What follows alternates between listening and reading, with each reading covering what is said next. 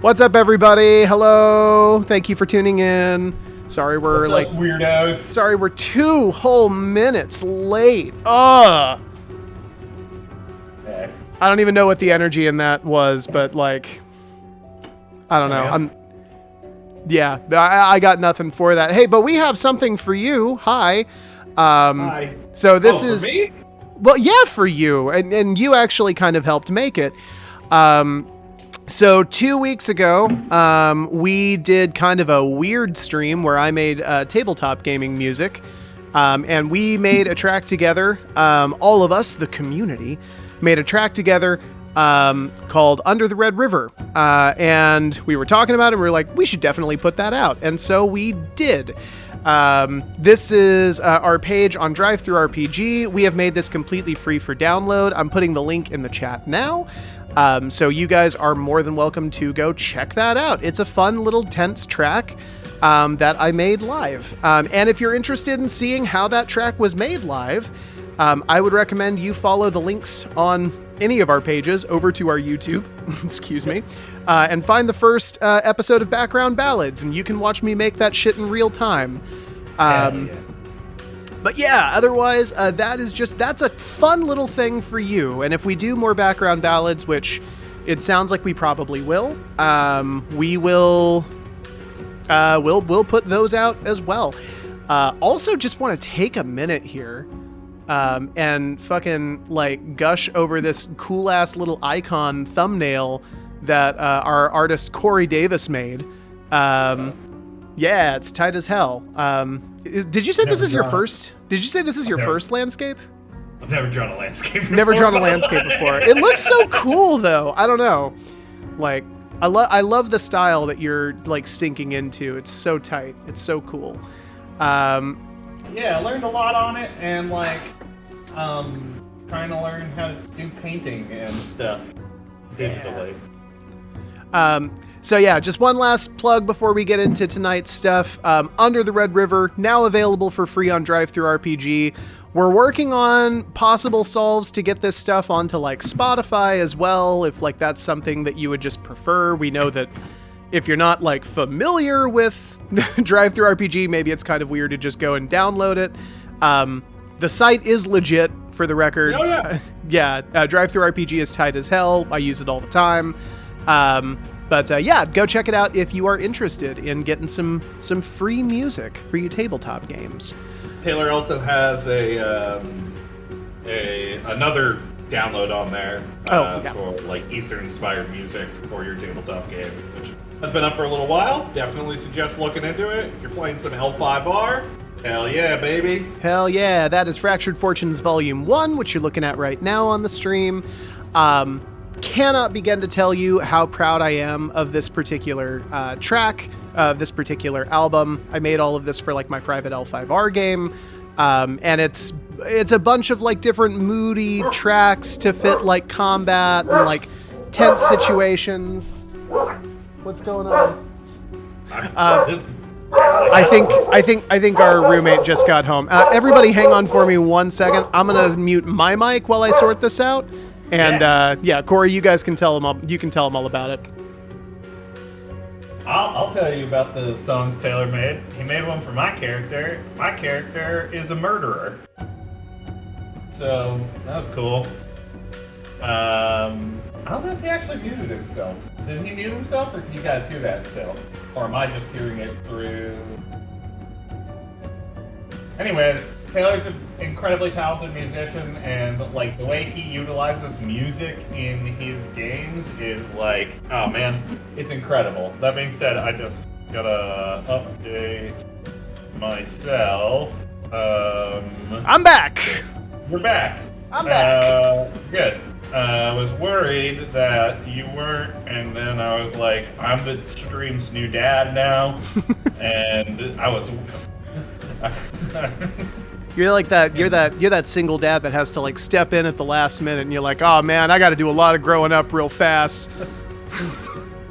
Yeah, I've been a father before. I had a Tamagotchi.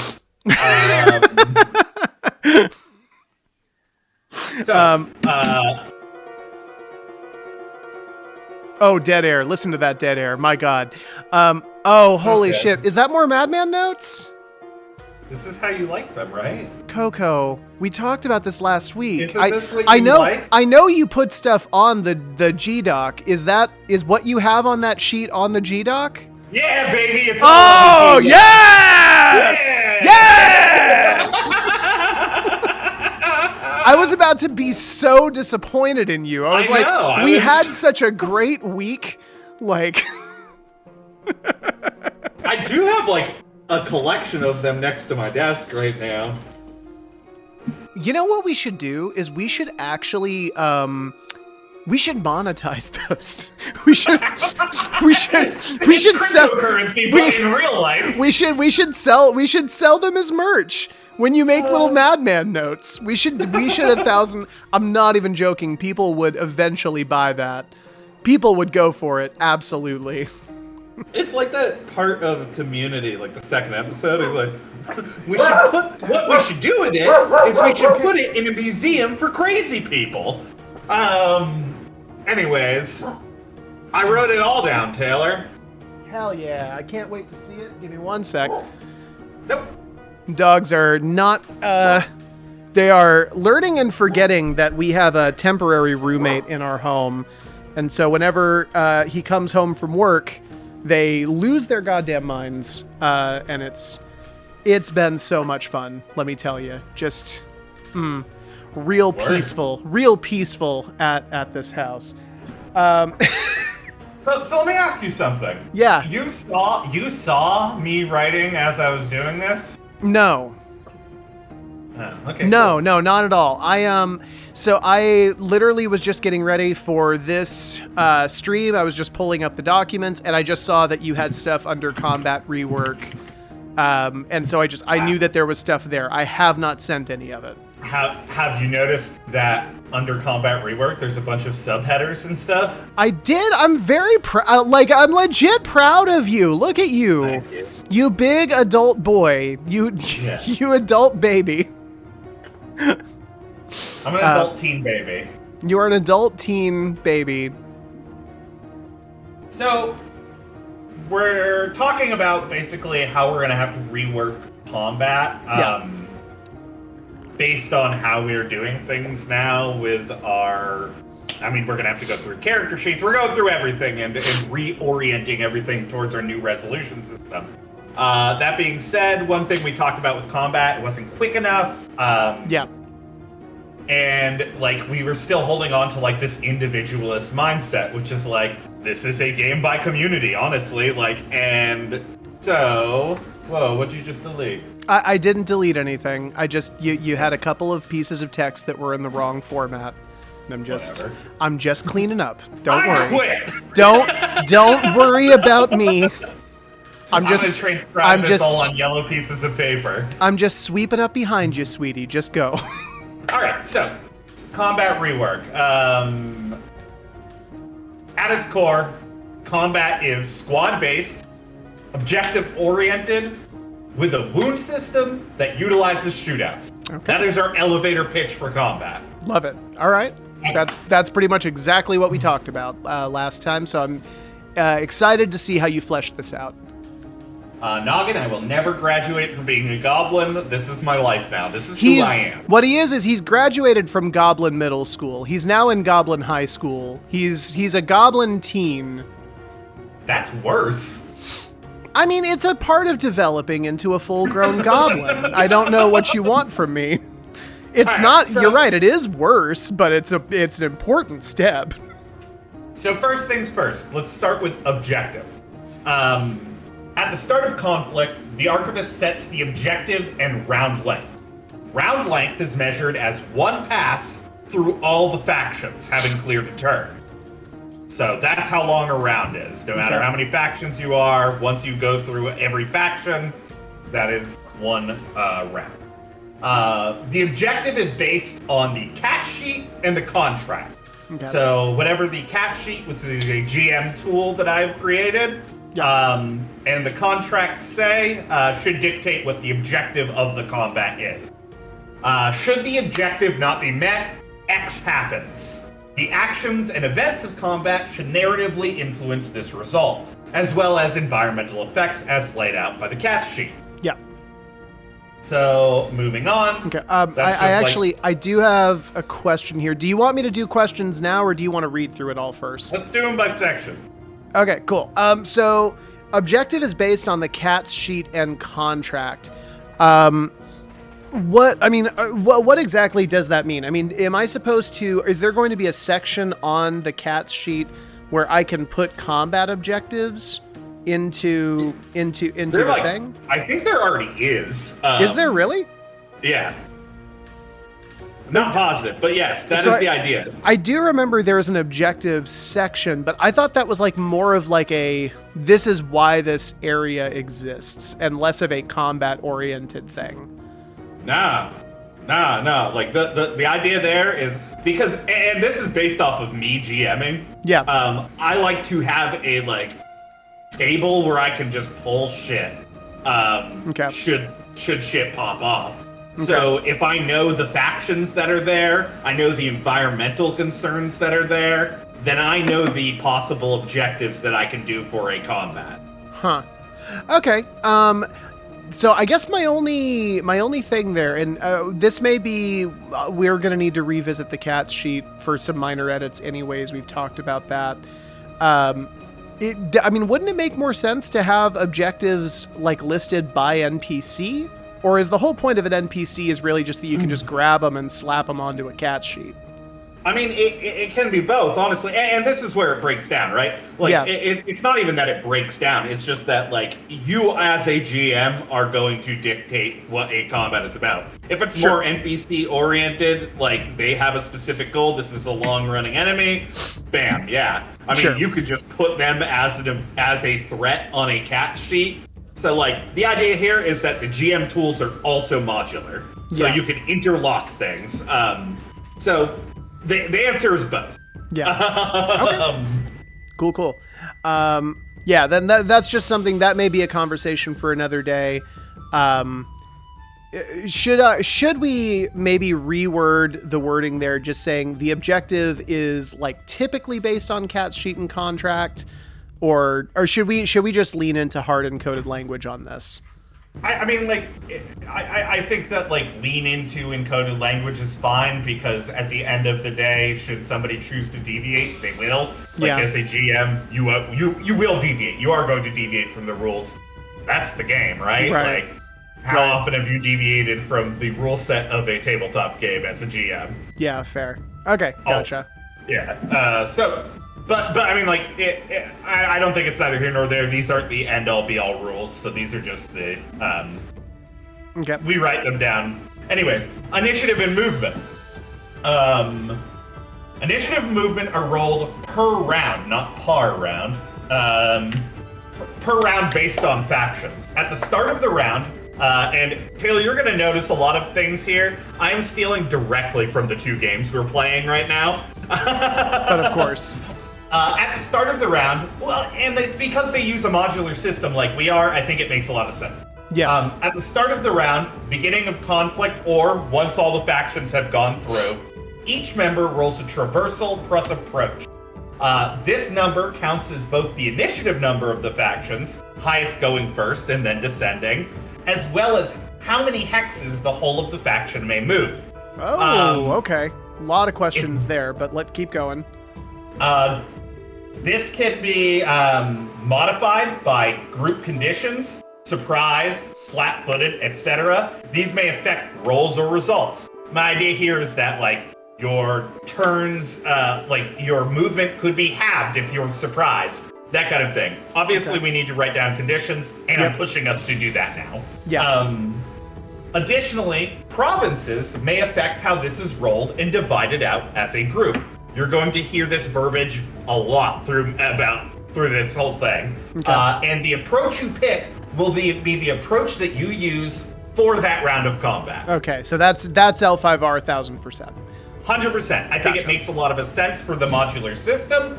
And I think it's going to be fun to play around. Okay. Now, go ahead. Go on, because I know the question you're going to ask. Yeah, I've actually got a couple. Okay, so start of the round, each member rolls a traversal or approach. This number counts as both the initiative number of the faction, highest going first and then descending, as well as how many hexes the whole of the faction may move. So first things first, what does the GM roll for NPCs because they don't have traversal and approach? So I didn't get to the NPC section of this, but I've been working out how I think NPCs are going to work. Like when we get to the wound system, I think mooks just take like one hit and they're done. One wound for a medium, 3 wounds, which is the same amount as a player for a player. We are going to have to, I think, either apply a static number to mooks or a static number to enemies that you can generate based on either the cat sheet or NPC cards. Not certain yet. Don't have an answer for you there. Haven't developed the new NPC card. Okay, no, fair enough. All right, so next question. This number counts as the initiative number of the faction. So basically, if I have a party of 3, they all roll this traversal plus approach, and then the highest of those 3 goes first within the faction? Okay. No. It pools. It pools. So the idea here is to encourage player interaction. Okay. So somebody rolls a 9, somebody rolls a 5, somebody rolls a 3. They have like a total of whatever that adds up to. 16? Bad at math. And then basically that number is compared against whatever I end up rolling for NPCs as a GM, and whichever faction rolls highest goes first. Yeah. Okay, so hang on one second here. Now, I think I'm just going to keep talking as you do this. Yeah. I think what makes the most sense here is to have static numbers for NPCs based on their rank, whether they be mooks to character level players, and then add them together. Because one thing we talked about here is if we are going to do mooks just take one hit and then they're down, right, then you're going to be able to fill out factions pretty heavily because people will be able to move through them quickly. Yeah. This will mean that as you add more, their movement is going to go up, but the players are also rolling, so they'll have more variation. So if someone's rolling a D12 or a D4, however many hits there are. Actually, we might have to modify this because now we're doing hits. But we could just put a multiplier on movement or something. Okay. Like each hit is 3 hexes or whatever. Anyways, the amount of hits that you get. Actually, can you put that in somewhere? Yeah, I can. Can you repeat it for me? Because we're doing hits instead of totals now, we'll have to multiply successes by just a static number for how many hexes you get. What? Because otherwise we'll be deviating from the resolution system we already just established last time and doing totals. Okay, no, I'm sorry. You've completely lost me. What are we talking about? We'll move on from now. We'll talk about it in a minute. Okay. Anyways, this joint roll is going to determine how much movement you as a faction get.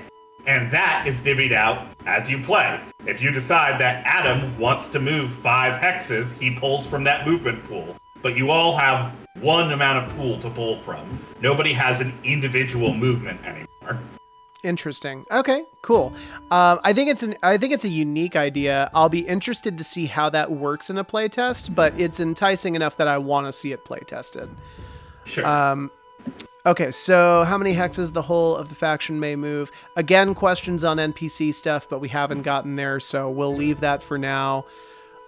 So group conditions may affect these rolls or results. So an example would be if they are surprised, then what, they get a -3 to their roll, or what do you have in mind exactly? Yeah, just if you're caught by surprise for a round, then your movement would be half or something. Okay. Just the general idea. Yeah. And I'm not going to ask about provinces because I know that that's going to be a whole conversation. That's a whole couple days conversation about how we're going to be adjusting those. So I'm leaving that for now. And the approach you would pick will be your approach for that round of combat. So I like that you're pulling from the L5R idea. I think that is cool. It seems like the approach you pick, I'm trying to figure out if it makes more sense that your objective informs your approach. But I don't know if maybe that's roping players into a playstyle for a whole combat that they don't want to do. Well, let's keep reading then, because I cover it. Okay, cool. Yeah, then we'll keep going then. Next section is degrading approaches and conditions. All right. So, degrading approaches. Utilizing the same approach 2 rounds in a row has a degrading effect. Expectations.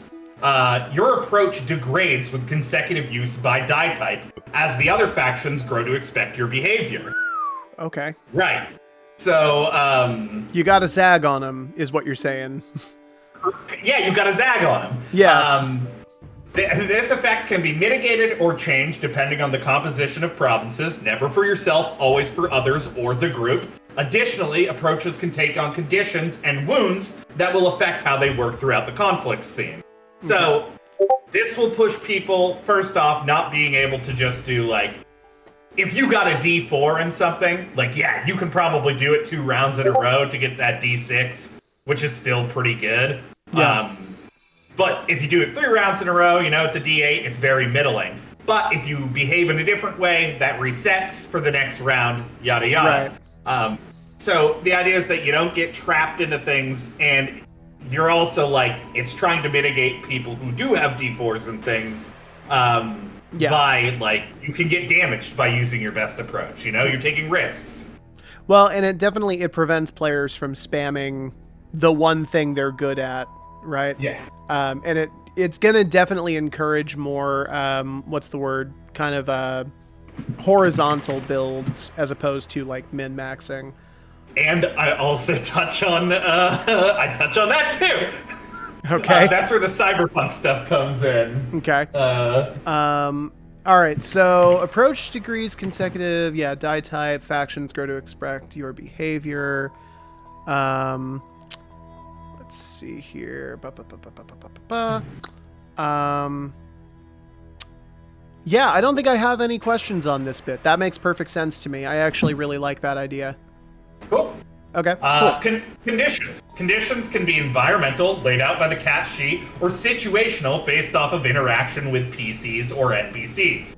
Conditions can either be applied across the group, affecting the whole faction, or individually, depending on the cause. Provinces may interact to lessen, increase, or perpetuate conditions to others or the group, never to yourself. The idea here is every time I'm bringing up provinces, I'm using that verbiage because I want the idea of provinces to be about the composition of the group. Yeah. I have no issue with this. My only thing is that it shouldn't be in this section. I don't know if we need this verbiage here, but that's not even the point. So yeah, keep going. Wound system. So now we get into combat for real. Stock, each character has 3 nodes, basically 3 markers on your sheet. These represent 1 wound. As you take 3 nodes worth of hits, basically, they reset back to 3. When you have depleted all 3, you take a wound. Wound effects are cumulative. At 3 wounds, so 3 passes through this, you perish. Should wounds not be resolved in sufficient time, you take on permanent debilities. One thing that this is leading into is that this setting is, though very magic, it is post-tech, right? It is. We don't have hospitals and shit like you do in. So if you don't field dress something fast enough, you take on a permanent debility, which is going to lead into something I'm going to talk about at the end. Okay, cool. Yeah, no issues here. I guess I do have a concern that 3 might be too few, but I haven't played that many systems with wound systems, so that you would be a better authority on that than I would. I mean, it's 3 wounds, but it's basically 9 hits, right? I don't get that. So every time you take a hit, you mark off one of these. Once you hit 3 of those, you take a wound. I'm going to explain it in this next section. Oh, 3 nodes representing 1 wound. Okay, never mind. That makes more sense to me. Yeah, go ahead. Combat is resolved with shootouts. Offense versus defense. The attacker rolls their approach, chosen during the initiative phase, and a skill determined by the archivist and player narration. Mm-hmm. So whatever you're doing will dictate what the archivist tells you to add to your approach roll. Against the defender's chosen defense. The defender's chosen defense. This is something we talked about. Parry, dodge, etc. Mm-hmm. As a note, these should be modified in some way to be by the chosen approach at the top of the round. I'm going to touch on that after I finish this paragraph. Okay. If the attacker has more successes than the defender, if the attacker has more successes, the defender loses. If the defender has more successes, the attacker loses. And then they lose a node with additional successes being used to cause additional wounds. So outside of taking that tracker down, you could just cause a wound if you get enough successes. Yeah. Wound effects, imposing conditions, or making advantageous situations. So if you roll over their successes, you can do cool stuff. As the game is modular, you can combine rolls with the other members of the party. Basically informing interactions between players depending on the situation or province, leading to additional effects. So we talked about this with basic resolution. You can add your rolls together. So with defenses, there is a talk you and I need to have, whether it is like a standard 3 different success defenses being like parrying, dodging, or bulwark, bolstering yourself against things, and then the approaches coloring how those work or what their results are on a success. Or we take all of our approaches and make 5 different kinds of defenses. And whatever approach you are in during that round is the defense that you can use against an attack. I think both work. Okay. Those are options. Okay, yeah, cool. So question here. So attacker rolls approach and a skill against the defender's chosen defense. As a note, these should be modified in some way by the chosen approach at the top of the round. So let's see, attacker. More successes than the defender loses a node. Additional success is being used to cause additional wounds. You mean take additional nodes, right? Take additional nodes with enough successes. I feel like you can just cause an additional wound. Absolutely, right? If critical. Sure. If I get a 3 or something like that, 3 additional nodes, then yeah, I've caused an additional wound. Sure. Yeah. Okay. How do I get additional? What does that mean? Additional successes? Because we're using a dice pool system, so it's basically just however many more I roll over this person. Yeah, basically, yeah. You compare your successes. Yeah. Okay. Gotcha. Yeah, I think I like that. That makes sense to me. Impose conditions, make advantageous situations. And as far as imposing conditions or advantageous situations, that would be something that, that's a tag that we would put, on a weapon, like the flamethrower causes the burning condition or something like that. Or, environmental, or we could take from the PBTA playbook here and be introduce an environmental threat or something. Okay, yeah, absolutely. That makes sense. Okay, cool. Love that. I think that makes perfect sense. Game is modular. You can combine roles with other members of the party with interactions between players depending on the situation or province, leading to additional effects. Okay, yeah, so this is just kind of the interlocking feats thing that we've been talking about for a while. To be clear, we don't have those yet, though, right? Like, we don't actually have them written. It's just something we want to do. I think if we decide to stay with provinces, this is, like, how we should do it, right? Yeah. Like, provinces should interact with each other to increase, like, party use, right? And only that. It should never be individual. Like, yeah. Okay, yeah, that makes perfect sense. Okay, Taylor cool. is an emotional terrorist. That is 1,000% true, yes. Guilty as charged. Momentum and spirals. One thing that a lot of games do, like Cyberpunk, or L5R even, a lot of games with wound systems do it. You're introducing a death spiral. As you get damaged, it becomes harder to do things. And so it becomes easier to take damage. And so, you know, that perpetuates itself and eventually you die. A lot of people think this shit is unfun, is what I've found. I like it a lot. Many games introduce death spirals, often to the chagrin of players and the joy of developers. As a GM, I dig that shit. I don't know, I guess some people don't like it. So I am going to say this. I suggest But I'm the emotional terrorist. I'm sorry, no, continue. You hit me in other ways outside of the confines of the game. That's weird.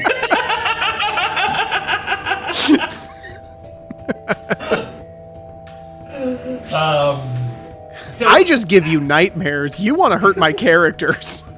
I gave some nightmares with the last session of Cyberpunk, honestly. Yeah, that's fair. So obviously the wound system is a spiral, right? Yeah. It's going to introduce wounds that it's going to make it harder for you to do. So I suggest we mitigate this with the idea of momentum. Okay. As the team progresses in working in concert, helping on concert, one another. So, yeah, by doing interlocking roles, succeeding on goals together within the combat. Okay. Helping others achieve goals and actions in combat, so too should they receive, like, bonus additional modifications to their roles, which can be, like, lowering the amount of successes you need to do something, or adding additional, or, like, raising the stake of the die that you have by a polyhedral, something like that. This obviously isn't fleshed out, but I think it's a neat idea. Like, the more you work together, the easier it is to do things. At the same time, the more damage you take, the harder it is. Yeah. Okay, so I love the idea. The biggest thing that I want to make sure that we are discussing here that I'm not seeing, we've covered how to do an individual, like, shootout with, like, player versus NPC. What does two players working together in concert against an NPC, what mechanically does that look like? Are they both making rolls? Yeah, we covered it with base resolution. Because it's only a certain amount of successes you need to hit, you only need to get those 1s and 2s or over half, depending on what you're doing. Yeah. So you guys just both roll whatever your roll would be, and count the successes between you against the person. So if they aren't working with someone else, then you're two people who are going to fuck up one dude. Yeah, no, absolutely. Like, there's no way. That's the beauty of the resolution system that we have built. Yeah. Like, the idea of, like, well, how to, like, in Dungeons & Dragons, like, well, we're both going to attack. Well, there's not really a rule set for that, so, like, you could do an aid roll, I guess. Fuck that. This system takes it into account right away, right? Yeah. Like, no matter what you want to do, if you want someone else's help on it, they can help you on it. Yeah. It doesn't matter what your stats are, fucking, like, you can help. Sick. Okay, cool. So the only thing I want to do then... Where's the section on the actual roll itself? Oh, yeah, I should also state, this is just me, like, putting this in a condensed form where I can deliver it here. This isn't, like, how we should have it in our document. Oh, yeah, no, I just want to make sure I have it. Because what's going to happen, folks, is I'm going to go through these notes, and I'm going to, like, gamify them for what the verbiage we want to use in the actual doc is going to be. Yeah. So I'm just kind of making notes for myself right now. So players can work in tandem to achieve greater results. This is done by the players narrating their joint action, rolling together, and combining. I mean, I would even say successes. Rolling together as per the basic resolution section. Yeah, no, I'm putting it in the basic resolution section. Okay. Yeah. Combining their successes against the defender/defenders. Okay, cool. All right. Yeah, cool. Then I like the idea of momentum. I like the idea. This is like the joint actions, and I think it gives us a good basis for making those interlocking feats that we're talking about. So, yeah, no issues there. So sad we don't get a death spiral, but I guess fine. We'll cave to the players. We do. We'll cave to the players just this once. No. We do get a death spiral. We get both in this. Because, like, the wound system, as it stands, like, we are going to write the effects of what these wounds are that you take on. And those wounds are cumulative. So they make you worse to the point where, like, you can die. Oh, 1,000%. Yeah, no, I totally agree. But we do have a death spiral. We just are balancing it with we're dying. like, We're dying. We're just dying together. Exactly. Okay, cool.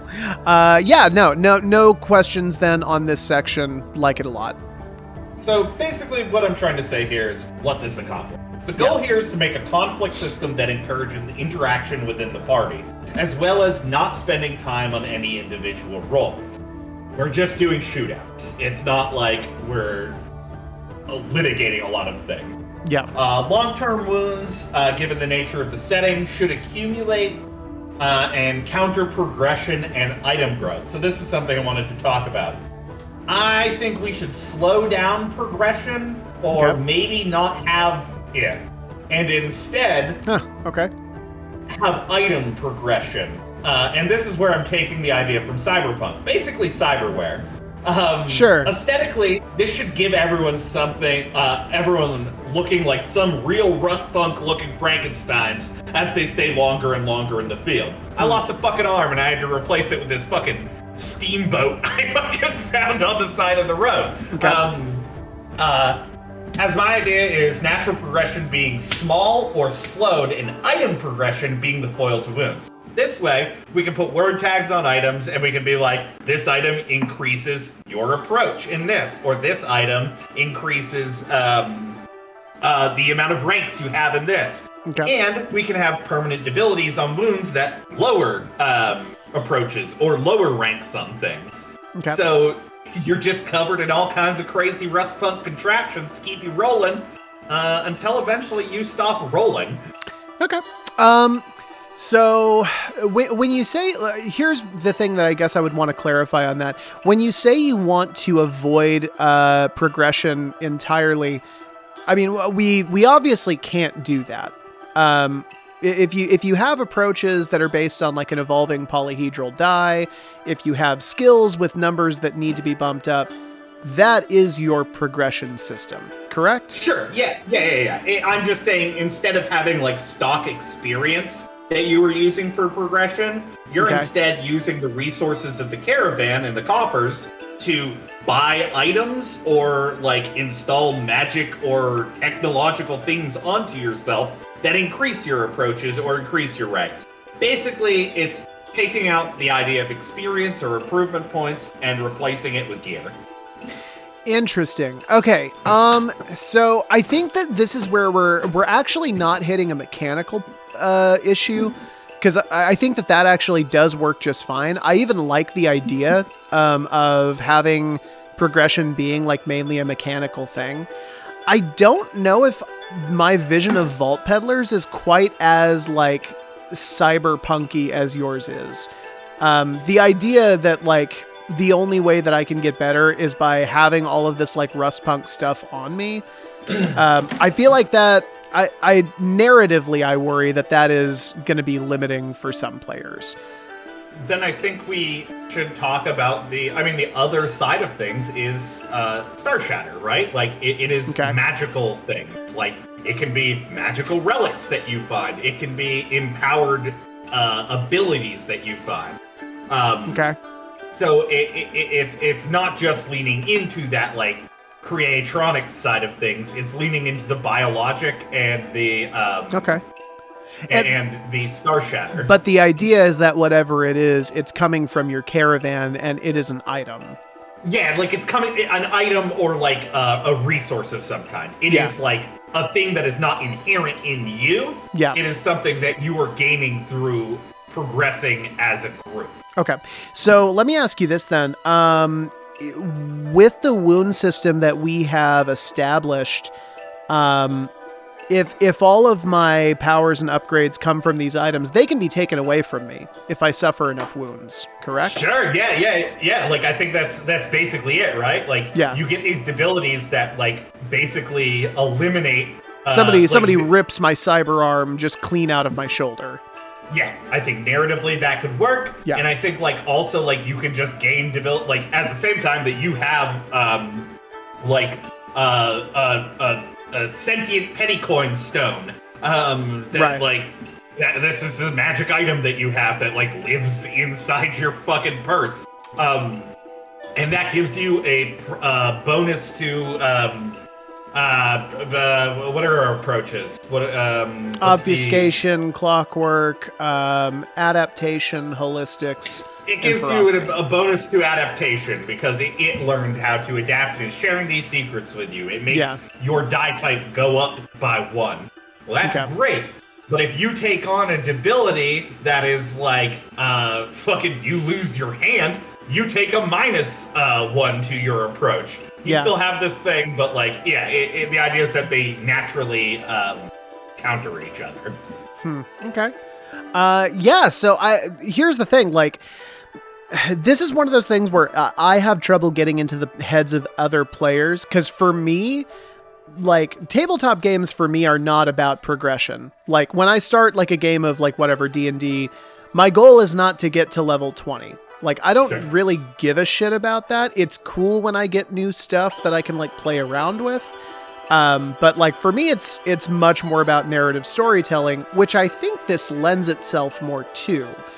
I do worry that players are just going to be like, that there are going to be players out there that just don't like this system, which, I mean, of course there will be. Now that I'm saying it out loud, there's always going to be players out there that don't like your system.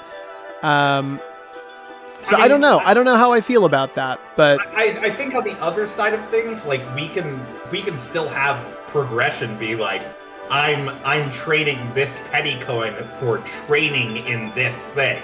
Right? Like, and like, then we still have that progression, because I am one of those players where I like to get my character to do better at things because it leans into the aesthetic and theme of that character. So Bada's cool because he's good at running on rooftops and stabbing people when they're not looking. 1000%. And I want to get better at doing those things. And I think if I get items, empowerments, or like training, and we frame it in that way, that make me better at those things, all the better. Yeah. But at the same time, if you have those things taken away by like a big narrative story beat, that's cool for you. Yeah. Right. So I think that's the difference. Is I think that a lot of players have this attitude of like, it's mine. This upgrade is mine. You can't have it. And that's more what I'm worried about. Is that in this game, it's not yours. I mean, Cyberpunk does that, right? Like, your very upgrades aren't much necessarily yours. You can lose them. Your whole storyline in Cyberpunk features a group of people that are very much about like, hey, these are not. You think that eye is yours? No. No. No. Well, and like, here's the other thing too. Like, it's a matter of framing it, right? Like, if you frame your progression as training, nobody can take that training away from you. But guess what? I can fucking kneecap you in a battle, and then it doesn't matter if you had that training because you got kneecapped, son. That's what happened. Right. You didn't lose that knowledge, but you are going to take a debility for it. Yeah, so let's talk. So there's a couple of things then that we do need to go over that I'm not really seeing explored here. I have one that we need to talk about. Death? No, death's actually pretty easy. 3 wounds and you're out, right? 3 wounds and you're out, baby. Okay, gotcha. Okay, so what was the one that you had in mind? Because I have one other. I don't know how many, like, actions you can take in a faction turn. Like, it is either, like, you can do 1 roll per turn, or you can have, like, half actions and full actions or something. No. Okay, perfect. Here's the thing. This new section, this new idea of, like, a quick-based dice shootout, yeah, I want to lean into that. I want fun, fast, exciting combat, and in all honesty, like, I felt like a lot of the whole, like, combat points, it was like a cool idea, but it just muddied it down so much. I want something that's clean and quick and, like, just efficient. So yeah, I think that it's just as simple as it's your faction turn. You all get, like, 1 roll. You can do 1 thing. What do you want to do? Right? Yeah, you can all do 1 thing each. You can combine those rolls should you like. Yeah. And if you combine a roll, that's the thing that you're doing for this turn, right? And if you want to do something else, then you got to wait till the next turn. And that's just it. I mean, that should make it snappy and like, so yeah, it's like you get this movement to split up. You guys can move however many you do. It gives you enough to, like, okay, let's set up so we can do this, or set this up next round. And to be clear, then we're also we're going to a place where they don't have to roll to use that movement, right? It's just something that, like, if the other players are cool with me taking 8 of our 15 movement, then I take that 8-15 movement, and I can make a roll and do something. Yeah. Okay. So one thing that I am going to put out there, and I don't know if this is something we want to do, but traversal may be on the chopping block for skills. Yeah. I mean, maybe it's just like there are other use cases I can think of. Like, if I'm trying to sneak through a room, like, I could see that being a traversal roll. If I'm trying to, like, run across a bridge that's collapsing or something, that could be a traversal roll. Well, yeah, and I think they are. Like, I don't actually see why we'd have to get rid of traversal. Although my only worry is utilizing it as the one where all movement is based off of. But it is. Yeah, here's the thing. With the exception of, well, no, even D&D does it too. Like L5R has this as a thing where, like, you're rolling. It's like a TN1 tactics check. Like, that's your initiative deal. And, like, unless you have a very particular kind of campaign, you're probably not doing a lot of tactics rolls, Yeah. So I don't know. It's kind of like a damned if you do, damned if you don't sort of situation. Like, I could totally see it being something where, everyone games their traversals. But if you game your fucking traversal, then, like, you're fucked in a lot of other very meaningful ways, Like, go ahead and bump up that traversal if that's what you want to do. Well, and I think the idea here too is, like, if we keep progression the way we were just talking about it, you can't really game your traversal. Like, you could try to find items that might help you. Yeah, also true, right? Yeah. Yeah. No, my question was actually going to be, oh shit, I just had it. Oh no, my whole issue with the traversal deal was that I think it works just fine for a lot of roles outside of combat. It's just that I think there are other skills that you could also use in that situation. Like, sneaking across a room would be skullduggery. Running across the bridge as it's collapsing, it would be, we have some kind of, like, an athletics skill or something to that effect that you could use. Hardiness, I don't know. So that's my whole thing is, like, I can see a lot of instances where you could use it. I don't know if there are instances where it makes the most sense to keep. Yeah, I mean, it depends. Yeah.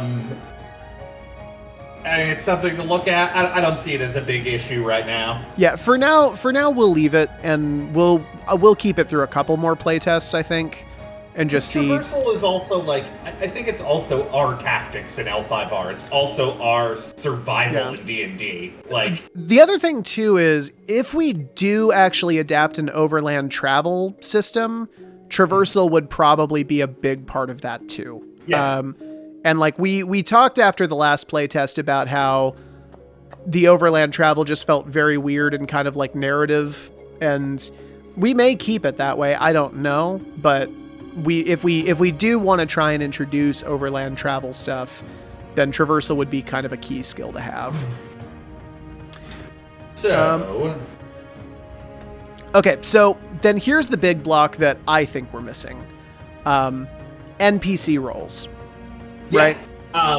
We definitely got to work this out. Yeah. So I think I talked about this during the middle of this. NPCs, I think, health pretty easily. Like, we already have this tier 1 through 3 NPCs. Yeah, I think that works perfectly. If you hit a mook once, a tier 1 guy. Are we calling tier 3 the lowest or tier 1 the lowest? Oh man, it's hard, right? Because like when I think of tier 1's the highest. That's how I see it. Well, because yeah, it's like tier 1 is like that's like top of the pyramid, right? Yeah. I don't know. Where's the right?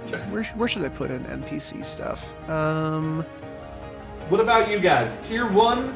Yeah. Somebody in the chat. Somebody in the chat. Let us know. Do you think tier 1? Tier 1 is high. Yeah, like I don't know. Like I can justify it both ways. Okay, hang on one sec. I'm gonna put... that's the thing. I don't think either of them is wrong. I just like whenever I see tier 3 as the high one, it fucks me up. Yeah. Okay, here's what we're gonna do. Combat resolution. I'm gonna put just a little H3. This is an H2. Yeah, I want an H3 here, and this will be determining NPC roles.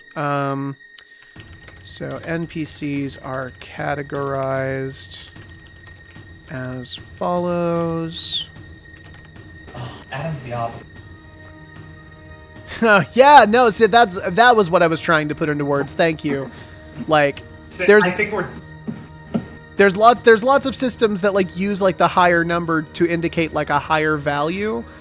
I don't know, man. Like, I'm fine either way. I just think we need to have it written down and like codified somewhere because no, I keep agree. fucking it up.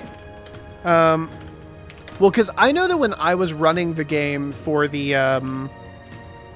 playtest, like I was doing tier 3 as the highest, because the idea at the time was a tier 3 rolls 3 dice, right? Because it automatically corresponded with the number of dice that you rolled. So that made the most sense to me at the time. Now that we're probably going to be switching up NPC stat blocks, I am so smart. Thank you. You're absolutely correct, Adam. That's not true. Hey. So maybe, is there just another way to like word this like S class or, Let's not start bringing in that shit. Let's just do tier 1 or tier 3. Tier 1, okay. So this we already have stars, right? We already have stars on the caravan, right? We do, yeah. Star rating? Let's do stars, yeah. 1 through 3 star rating. 3 being okay. the highest. Yeah, so tier. Adam, you're insane. Talk about me like that. Calling him insane, but then you're also taking his word for how we're doing this. Yeah, but I like it. I'm going against my gut right now. Okay. So, Yeah. low-level minions or mooks. Oh, also, if any of you are watching, do we have our Twitter on linked to Twitch? I believe so. I think it's been put on there, yeah. Go to our Twitter and do a vote, if you would like, on how we should color our new TGS logo. Oh, yeah, absolutely. So these NPCs only have 1 wound, and they are dead. No, not even one wound. One hit. They take one node, and then they're done. Oh, damn. Okay. Yeah. And so the idea here is that, like, you can load up a fuckload of these bad boys, and then players are just mowing through them. Okay, so... And additionally, you can have things like Hank's big pipe. Maybe you can hit, like, we can put a word tag, like, hit arc, where you can hit 3 fucking moose. Right.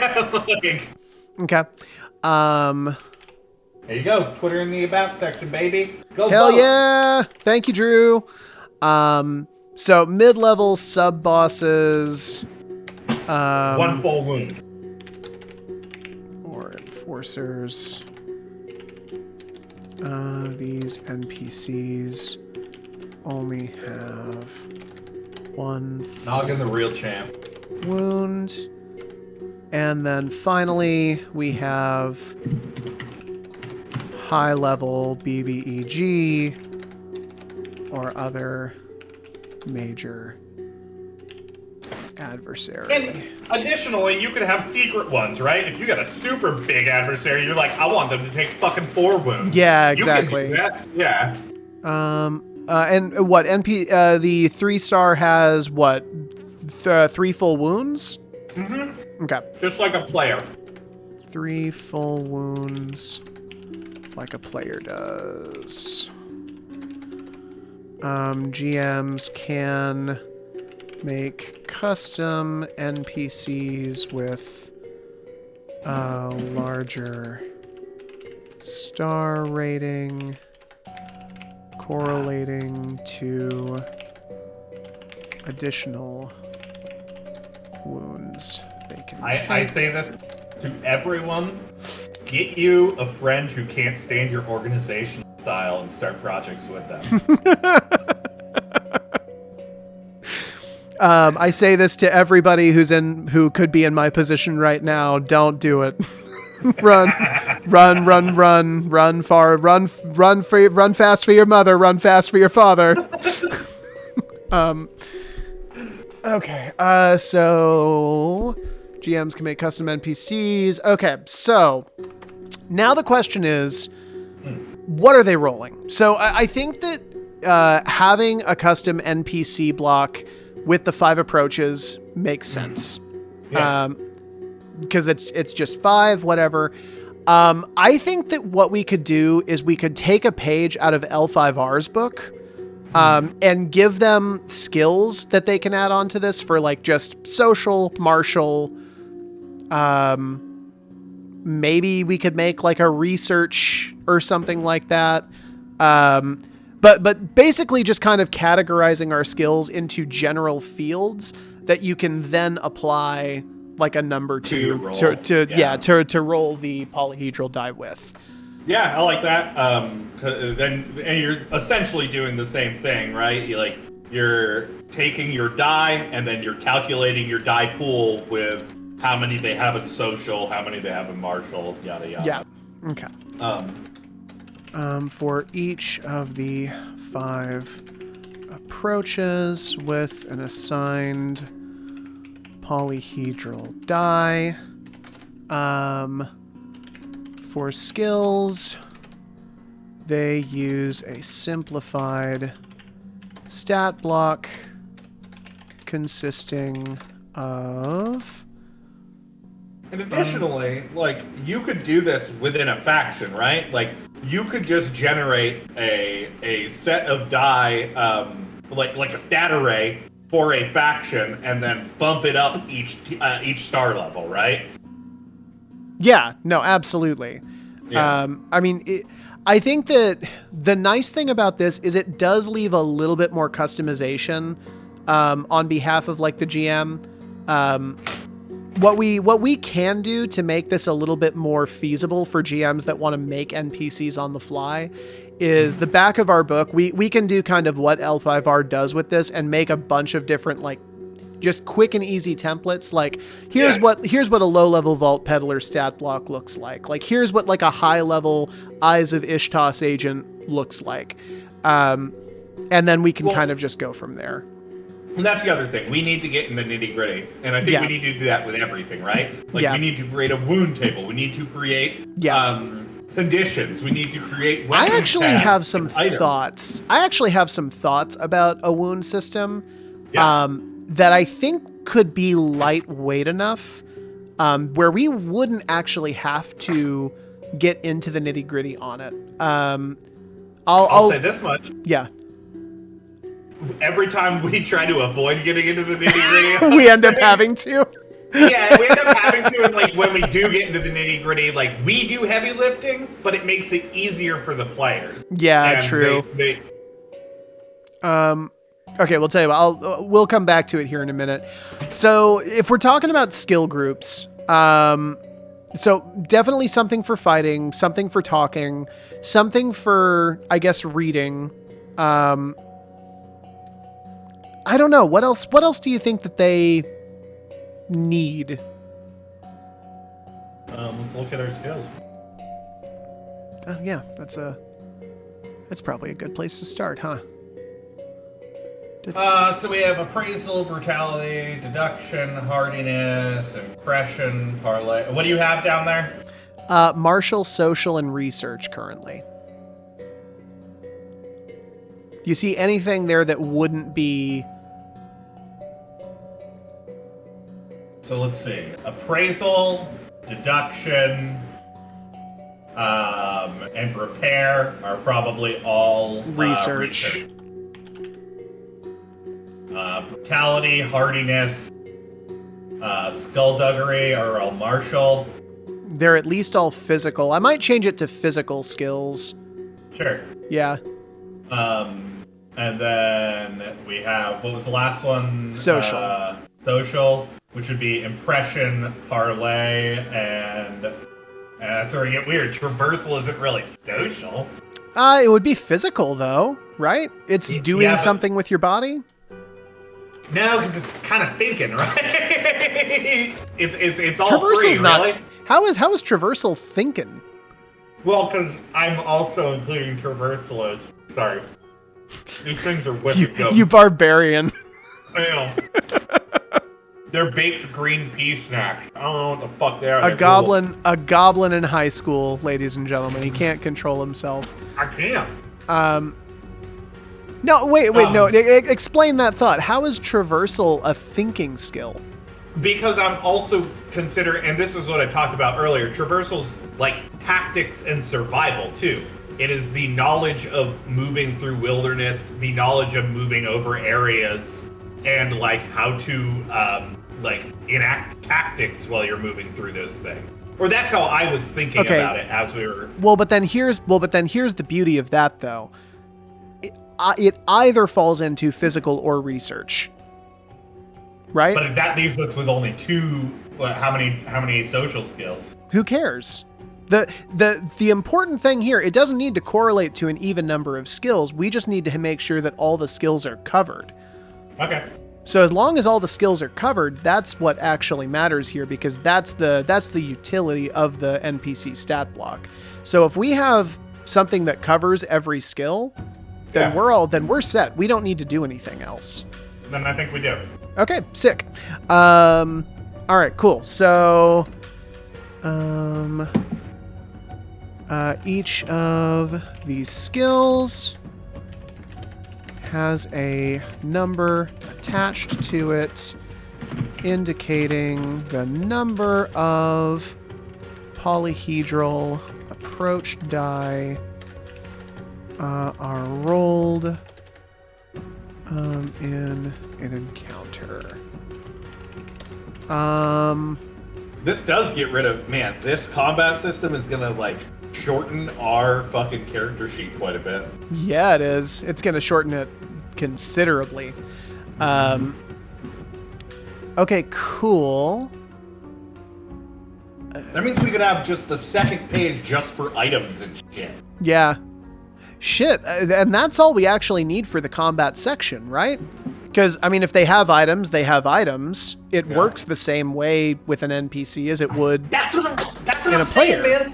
That's the fucking beauty of this fucking new resolution system. Is like everything interlocks very, very easily. Like you don't have these separate systems for players and then for NPCs. like what we had with the old Vault Peddlers. They were 2 different games. Yeah. Yeah. Shit. Okay, cool. That's tight as hell. You don't have separate systems for anything, because, like, you can fucking resolve anything by just being like, you need this many hits. Like, yeah. I don't know. I think it works pretty flawlessly. Yeah, so what I'm going to do here is I'm just going to make a note here. So see the creating an NPC section to learn how these numbers can easily be generated on the fly. See the NPC template section for completed NPC references. These sections don't exist yet. I'm just putting it there, and then we'll hyperlink to it on the Google Doc once it's ready. Well, and like that's it. Like behind the screens, me and Taylor need to make a new Vault Peddlers doc and just go through. Here's the thing. We actually don't. Google Docs actually has a version history. Oh, cool. Yeah. So what I'm actually going to do before I go in and edit all of this stuff is I'm actually going to name this version of it so that if we need to go back and see old stuff, we can actually go back and I'll name it, Vault Peddlers 1.5 or whatever fucking version we're on at this point. And then we can actually keep all of this on the same doc. Well, what I want to do is go through this and remove all the fucking shit that does no longer stand for our game and is confusing. We can do that on this doc. We actually don't need to generate a whole new one. And I think that's actually going to benefit us quite a bit. Okay. Okay, sick. Well, damn. It's been an hour, and we have an actual a combat system. That's wild.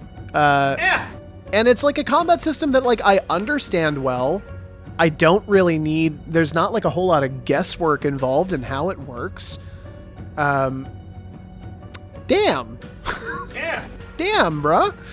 New age of Vault Peddlers, man. Yeah, new age, man. It's amazing how much we've learned. I mean, mainly what we've learned really is basically just steal from other games. But I mean, do that. Well, I don't know, I feel like we're sticking to the aesthetic and we're sticking to the theme a lot more. Yeah. Now, this combat concept is really exciting to me just because we've been trying so hard to find combat that really speaks to that Indiana Jones the theme or aesthetic. And I feel like we've been missing the mark every time we've tried. I really feel like this one is actually it. With the wound system and the minions with only one node that you can just take out super easily. I don't know. Especially the shootouts, I'm excited for a lot. Yeah. All right, cool. I mean, let's talk about what we need to do, because we do need to go over caravans again. I mean, I'm not saying today, but we need to rework caravans completely. But that's fine. Do we need to do it completely? I mean, we really just need to rearrange the polyhedral die for that, don't we? We're changing the scope of it. We're not going to have as many jobs. So that's right. We are getting rid of most of the jobs. Yeah. Yeah, because that's going to be intertwined with provinces now. Yeah, we just need to orient it more towards a smaller crew. Yeah. And that's fine. Yeah.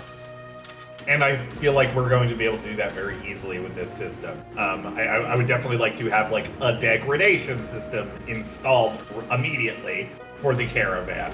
But yeah. Yeah. All right.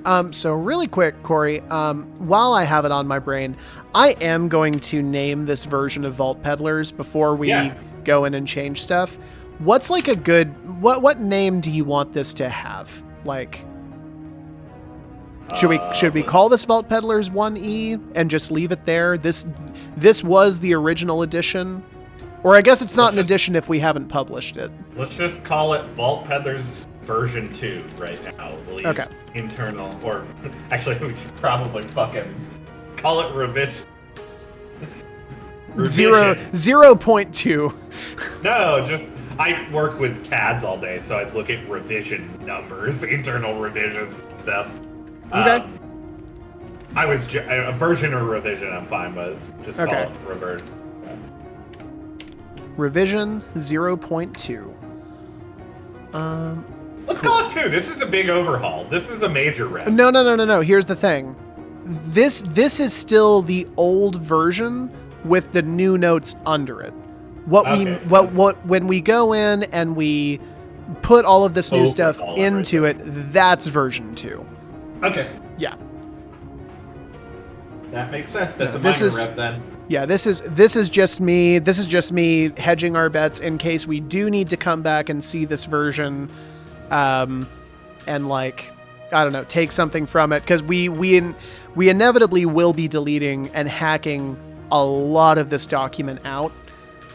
So I just want to make sure we have like a clean like point that we can go back to in the version history if we need to like revive something or find something that we. So we have 5 months, and we need to have a playable version, like beta version, ready to go where we could. Yeah. So that means 5 months times 4. We have 9 streams if we're doing weekly streams. We've been talking about upping our stream.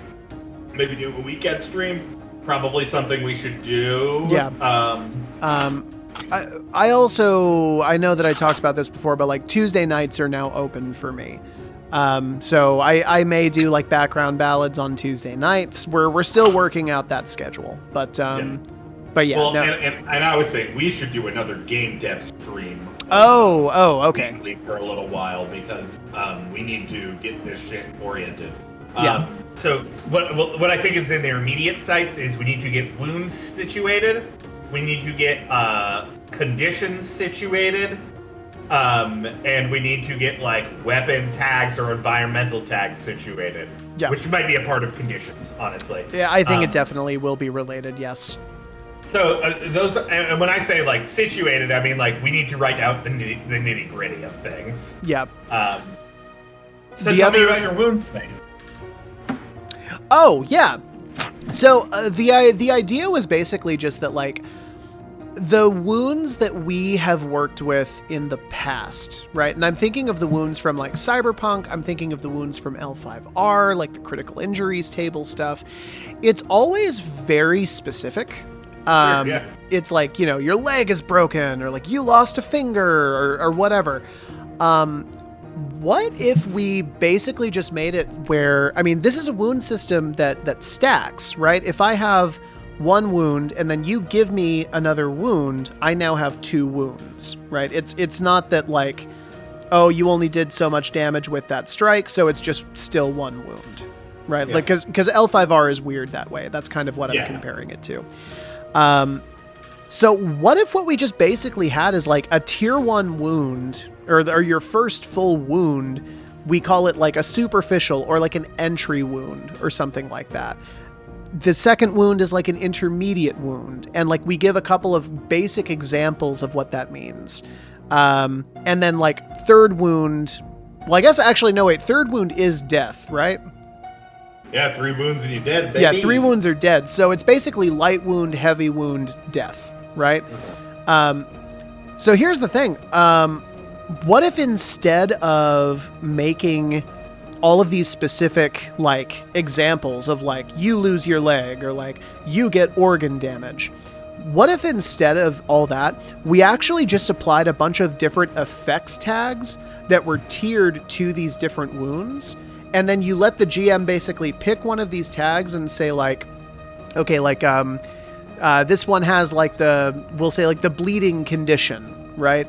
And then they can narrate like, okay, so like you lost, or like I'm struggling for words. Like the knife like plunges into your stomach and you are like bleeding out right now. And then you apply the bleeding condition to that thing, but you don't narrate specifically what happens with the wound.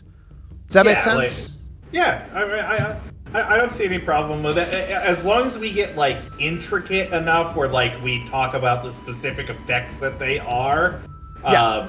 Well, like, the thing is, that's all condition building, right? And that's something that we need to do both in combat and out of combat anyways. So it gives us this really good kind of segue from talking about combat. And then actually, like, we can next week go into, like, what are conditions? Like, what do these conditions look like? How do they affect you? And the conditions we make will then both be applied for combat and for out of combat. And you can tier them for these specific wounds. Sure, yeah. I mean, I don't think it's, like, for a full edition, I don't feel like it's a bad idea to have, like, a narrative description rolling table or something. Or, like, hey, if you don't want to come up with a fucking wound to, like, narrate what this is on the fly. Like, those GM tools, some people like, might be worth doing. Some people like the nitty gritty. But here's the thing. I think that like, the only worry I had was, like, us thinking too mechanically and then breaking down wounds into being like, it does this, like, damage to this skill or this damage to this approach. But that's not what you did there, right? Right. Like, you're still applying a narrative condition and tag to things, and then the GM is just further elaborating on what that is. You said depleted condition. That could be hamstringing somebody or gut stabbing them, you know? Absolutely. So, I feel like that works. It's going to save us room, especially in this first PDF and then potential print. So, I dig it. Yeah. Okay, tight. It was a long-winded way to say yes. That's the only way that we know how to say yes. Let's do. I mean, are we on? I think we have a couple more minutes until we do our break. Actually. Yeah. No, we're gonna break at 7:30 is usually when we go for that. But yeah. Okay. Cool. So let's just lay out a roadmap here, because I do want to make sure we're getting in another play test, and I want to make sure we're getting it in soon. Totally agree. Conditions are and by extension wounds and kind of by extension items are I think all next. Like, we've gotta dig in, I think, and get those kind of nailed down, or at least, like, what our basic conditions are, just to make sure the system works. Sure. After that, caravan and character creation are. Yeah, we've got to revisit both of those, because now, well, I guess you could probably modify what we have in Specie to our current stat block. Sure. Yeah. Provinces are going completely out the window. Well, and, like, I wrote them in here so we could keep them if we wanted to try to keep them, but change them completely. Yeah. I mean, we're still going to have provinces, but they're not the provinces that we have now.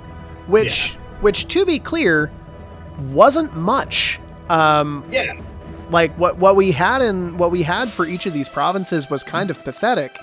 Like, as far as mechanics go. And we like the names, so we want to keep those. Well, like, we had names and we had narrative descriptions that were cool, but, like, literally the mechanics in provinces it's like a single bullet point. It's just like lock picking, and it's like, that sucks. That's, like, not even fun. But I'm thinking that provinces are probably going to come in. I mean, that's where we're going to get into caravan stuff. Right. So let's do this then. Let's try to do let's do that. Then we got to do caravan, provinces, character creation. Yeah, then we can talk about items and item tags, which is probably also going to be a part of conditions. Yeah. So I think those are the things we need to do. That should be like 3 to 4 weeks, and then we should be doing another playtest. Yeah.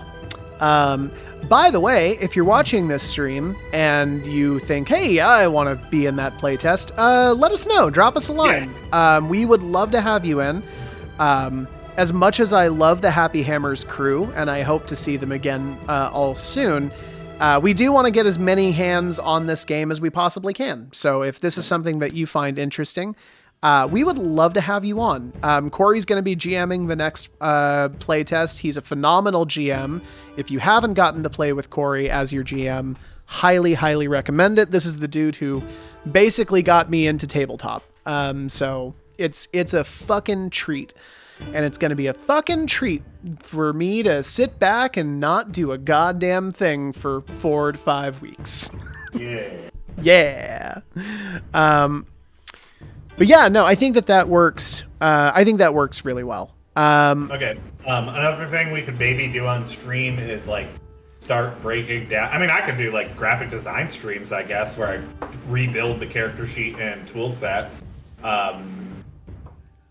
Might be worth for us to sit down on one of these, maybe another streaming session, and talk about the actual physical, like things we will need on those character sheets and things. So I can start laying and blocking them out. Yeah, I absolutely agree with that. No, I mean, I've said for a while that, like, I think that I want to start when designing, like, whatever our next game is. I think I want to start with, like, building a character sheet and what it would look like. And yeah, no, I still think that that's probably a pretty high priority. So that being said, when we get back from break, we are going to be discussing the what is it? We're going to be talking timeline. We're going to be talking. Setting primer, baby. Setting primer. Timeline. That's my homework for this week. And here's the other thing too. Like, I want to start. Like, we're not just going to be talking about lore here, folks. As much as you want to see us do that, because we are going to be talking about that. We're also going to be talking about page design and what sort of aesthetic we want to see on the page. And that's not true. It's just going to be lore. He's lying. Don't listen to him. Don't listen to him. This is important. Don't listen to him. We're going to Lore Town, baby. Look, Dad's coming in with homework. Trying to make me responsible and shit. Okay, cool. Yeah, now we're going to go ahead and we're going to take a quick break, but we will see you all in just a few minutes. Thank you so much for tuning in. Should be like 10 to 15, and we'll be back for a lengthy discussion. Bye-bye.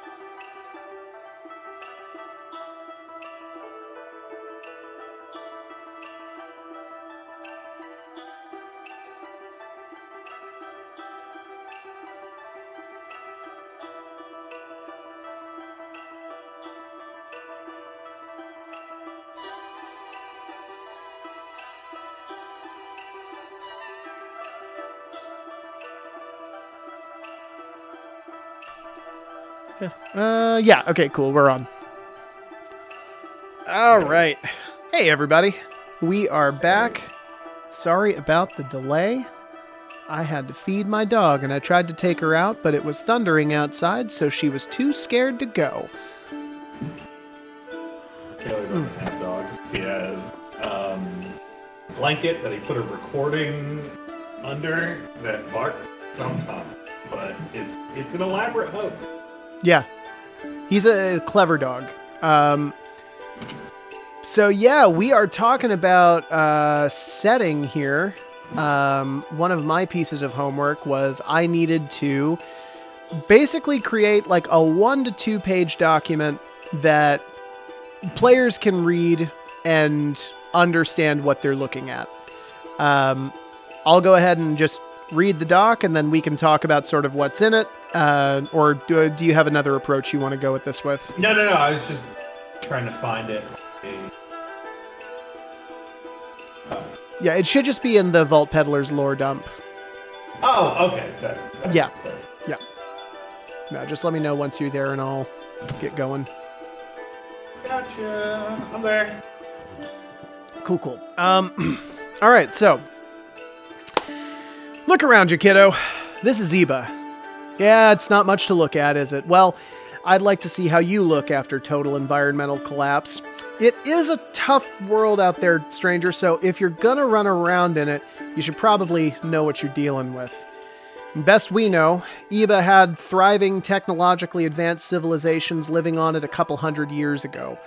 And crumbling under the weight of their own greed and self-interest, these civilizations grew apart, increasingly paranoid that one would strike against the other. In all that mess, they missed the looming environmental disaster peeking its ugly head out of the waters. Quick reef, kid. If you see it, run. That's rule number 1, a hard-learned lesson from the survivors of the cataclysm. It shattered those proud nations in less than a year and left the rest of our ancestors as refugees, fleeing inland to find safety. That's where the first few cities, that's Ishtos, Vigil, and Orid, sprung up. Of course, that was before the mutations and the aliens. God, how do I explain this? So, as best I remember it, after a few decades of foraging for scraps and living in huts, the people of Vigil witnessed a star fall from the sky. That star carried some kind of progenitor species of alien life onto the planet, filling it with star shatter energy. Sounds like kicking someone while they're down, I know, but it turned out to be the best thing that could have happened. This new life form was suited to the world of Eba, and with their help, we started to claim the land back from the Quick Reef. The thing is, it started spreading to all forms of mechanical and biological life. Insects, robots, hell, even the trash started up and walking around after a while. Life sprang anew in Eba as the planet geared up for Round 2. Unfortunately, Round 2 started to look a hell of a lot like Round 1 after not too long. That star shatter energy I mentioned, it melded with the small pieces of metal to create unstable pockets of energy. Some people decided this inherent value made it the perfect currency for this world, dubbing it petty coin. Take my word for it, though. Don't hang on to too much at a time. Stuff's dangerous. Early leaders also decided pre-collapse tech was the best means of saving their world, or, just making themselves richer. Because no one would voluntarily venture into the ruins, they sent teams of criminals into these places to retrieve that tech, cruelly dangling the possibility of freedom in their faces if they succeeded. And few ever returned, and none with the tech. That is until Constance Dorad, the very first Vault Peddler. She earned her freedom and made vault peddling into a business, pulling unsavory characters from the dregs of Eben society to join her merry band of thieves. Vault peddling has been a way of life, albeit an unsavory one to most, ever since. And today, we carry on that legacy, doing the dirty work, what needs doing, but don't nobody want to do. And, pocketing the occasional petty coin for our trouble. So, Vault Peddler, what contracts do you have your eye on? Yeah, I think that encompasses the setting fairly well. Yeah, so there were a couple of things that I wanted to make sure that I hit. So obviously, the whole first paragraph is basically telling you, like, this is not a super nice looking place, right? It kind of paints that picture of, like, not necessarily totally apocalyptic, but definitely like that post-apocalyptic sort of idea. I definitely wanted to make sure we're hitting on, like, ancient civilizations that sort of crumbled apart. Definitely wanted to make sure we're hitting on that environmental disaster. I also found a nice way to kind of include the cities' names in there. This was kind of where I started feeling like I was having more trouble with it, just because the timeline of Eben history is so wild.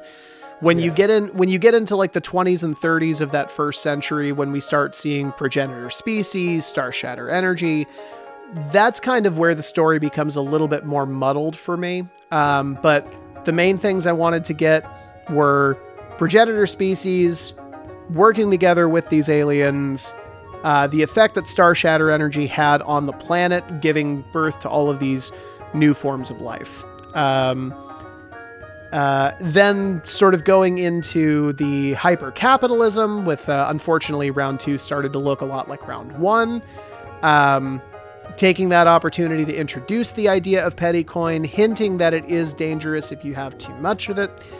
And then finally taking the next few paragraphs to basically give a very brief history of, like, what vault peddling is, where it came from, and also why people tend to look negatively on vault peddlers. Like, they are historically descended, like, from criminals, like condemned to die and basically just given this impossible task to try and earn their freedom.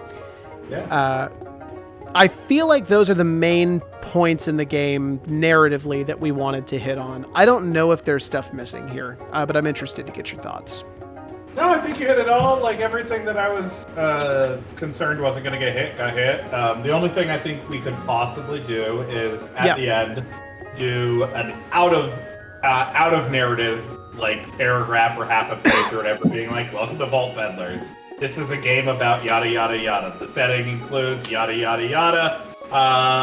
Big dangerous territories. These are the things that you're going to do. These are, like, just like an elevator, like a small pitch of the game, basically, that we can include with the setting primer, and get us out of the pure narrative depiction of things into, like, just a lowdown.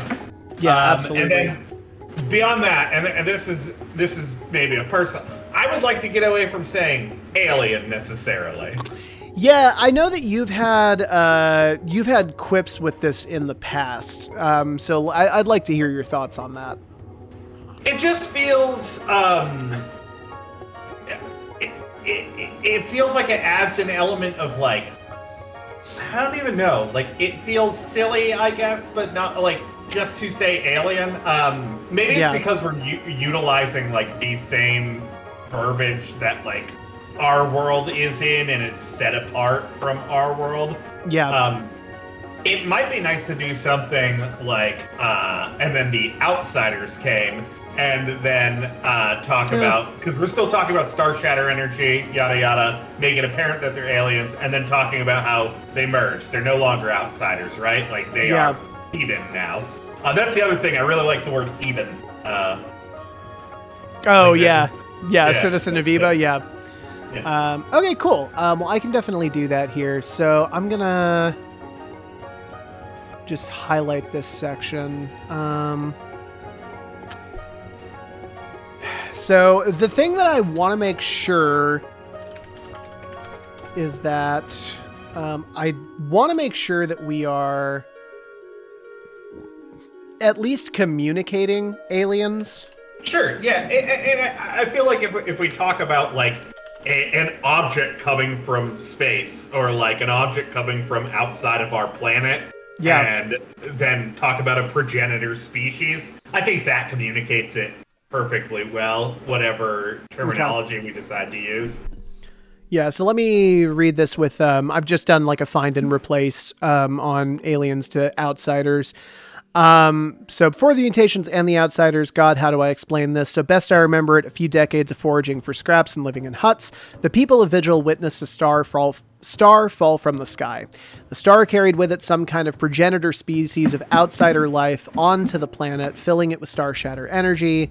That actually works, right? I like it better actually because it's like, because they're not talking about, like, they're talking about the stars shattering. They're talking about a star falling through the planet. Yeah. Obviously, these are people that don't understand it, which makes sense, right? Like, they aren't the high-tech civilization that it came from. Right. They don't understand what happened. They just know that the sky cracked and this came through. Right. Well, and I see what you're saying now looking at it. I mean, alien is such a charged word for a modern 21st century audience. It definitely makes you think of like Little Green Men and all that stuff, which like doesn't necessarily work for this game, especially with the aliens that we have designed. So I guess the real question then is just, do you want to... This is another flag we're planting when we talk about like quote unquote alien life. Do you want to stick with the word outsider, or is there maybe a better word? I don't hate it. I actually like outsider. Anomalies. We got a suggestion, anomalies, from Drew in the chat. I don't know if I like anomaly, because that suggests that they are like not... It suggests a normal and that they are outside of it. It suggests that it's not necessarily foreign. The the idea of other or outsider to me is like what communicates that it's alien. Yeah. Anomalous it's a cool sounding word. I will give you that. I don't know if it quite hits what I want it to hit. I do like anomalous. It's one of my favorite words. It's a tight word. Just rolls off the tongue. Yeah, no, I don't hate outsider. Okay, cool. So I'm walking around. You got other cider. Other cider. No, that... Too weird? I don't know. Is that like a Red Hot Chili Peppers fan? Or like... Hell yeah. Yeah. No, gross. Ew. Outsider voice. Anthony Keith.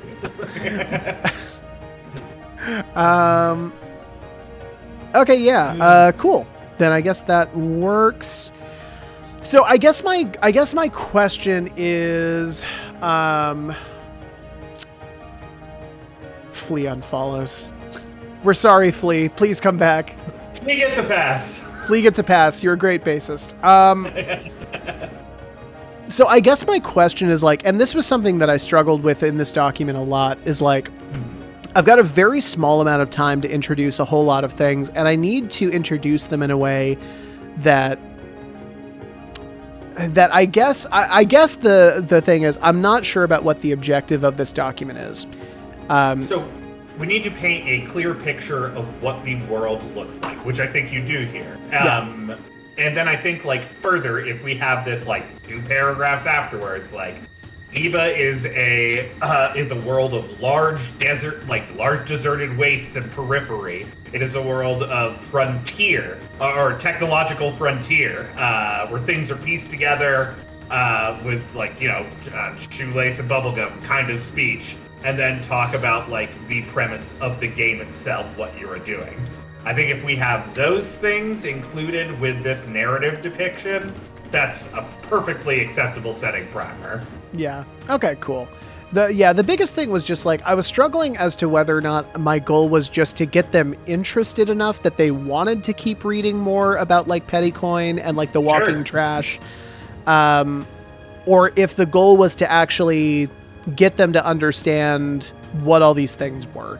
'Cause like, I mention a lot in here and I kind of glance over it. Like insects, robots, hell, even the trash started up and walking around after a while.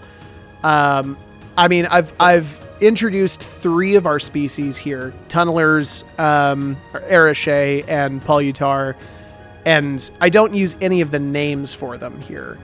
I mean, I think you can if you would like, but here's the thing. Yeah. think of the word setting primer. You are priming people for reading about this setting.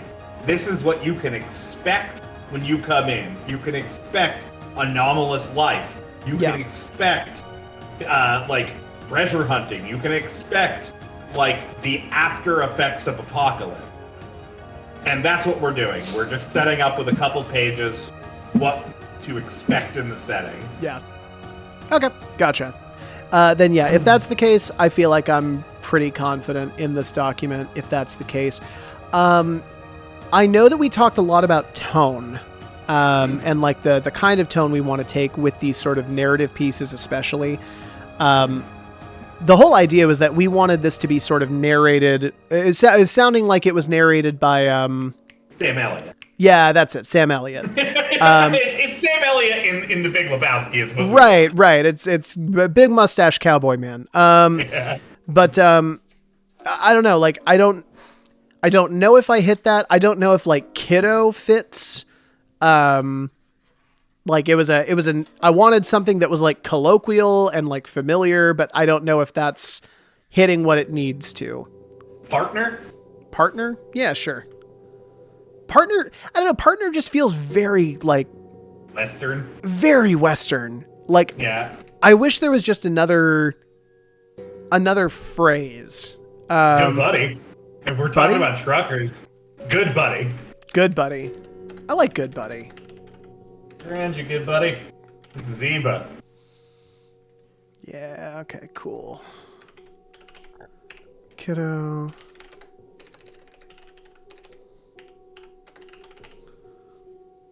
Buddy. Alright, tight. Yeah, cool. Then I think that is set then. All right. So then what we should do with our remaining time then is let's together flesh out what this little like paragraph at the end of the setting primer looks like. Sure. Yeah. Welcome to Vault Peddlers. So, I think welcome to Vault Peddlers, a game of survival in the post-apocalypse. Yeah. Should it be survival or is it like treasure hunting? A game of community in the post-apocalypse. Yeah, I like that. Okay, game of community in the post-apocalypse. That is our like elevator pitch. Like that is the thing that if we have 5 seconds to say, that's what this game is about. I know. Let's try this. Post collapse. Yeah. Okay. Yeah. No, I think that's cool. So, welcome to Vault Peddlers, game of community in the post collapse. A game where treasure hunting, survival, and ultimately lining your pockets are all on the table. Or no, treasure hunting probably covers lining your pocket. A game of treasure hunting, survival, and empire building. Oh, and getting through to the next contract are all on the table. I feel like that's redundant with survival, though. Yeah, that's fair. Our game is about 2 things, and we need... What is a third thing about this game? Game of survival, treasure hunting. So a game where survival, treasure hunting...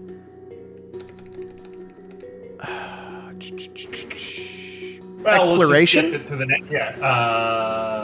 Let's just skip to the next sentence. Okay, we can come back to it. A game where survival, treasure hunting, yada yada are all on the table. Eva is a difficult world torn apart by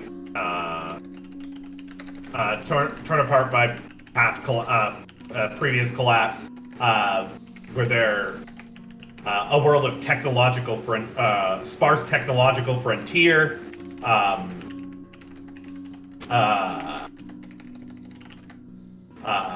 Living outsider magic.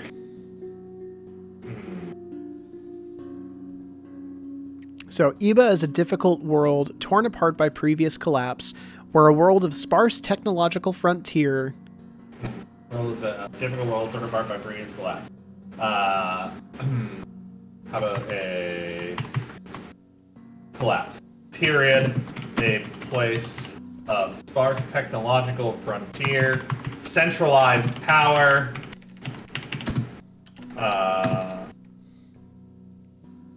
Centralized power and settlements, and those willing to get through, to wade through the periphery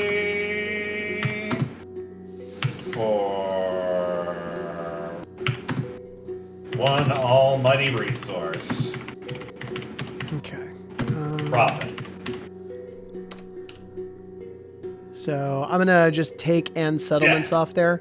So Eba is a difficult world torn apart by previous collapse, a place of sparse technological frontier, centralized power, and those willing to wade through the periphery for one almighty resource, profit. Yeah, works. Cool. In Vault Peddlers, get your you will collect your caravan, which will distill down. Not distill down. You will collect your caravan,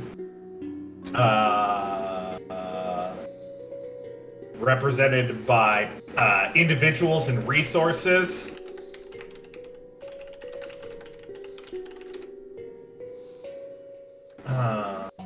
Plunge into the dangers all around you to fulfill contracts. Okay, 1 second here. So you will collect your caravan and use them to plunge into dangerous territory to complete contracts for prospective buyers. For factions outside your own. Powerful factions. Powerful figures. There's something here that's missing. So use them to plunge. Go ahead. How about contracts for willing? Yeah. Okay. Put up a buck. There you go. That's it. All right.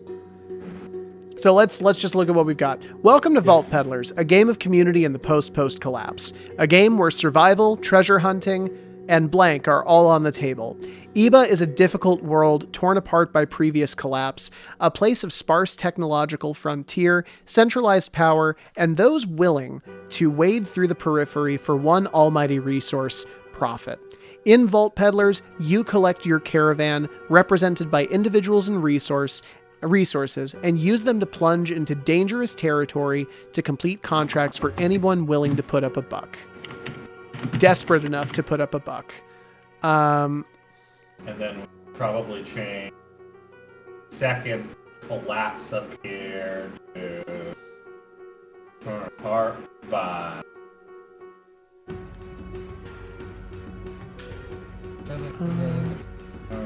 so what do we just say?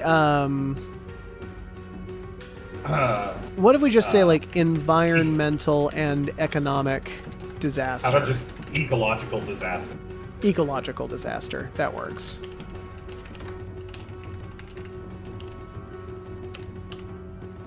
Cool. No, 1 sec.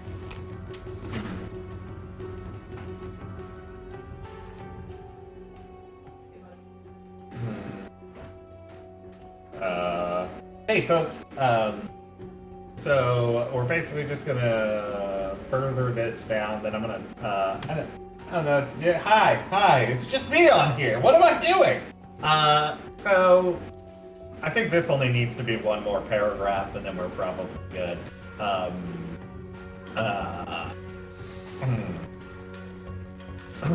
Okay. Dangerous weather. Living objects.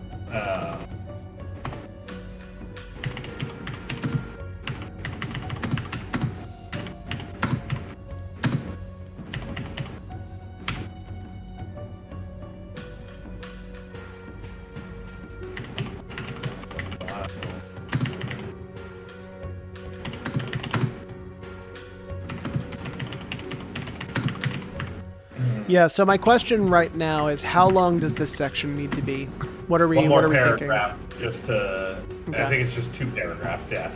Dangerous weather, objects brought to life by unquantifiable energies, and landscape that's trying to kill you at every turn.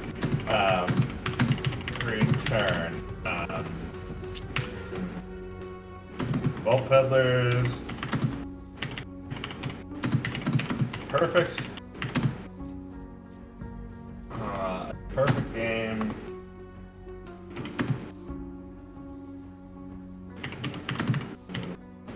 Game to place your friends in calamity, and watch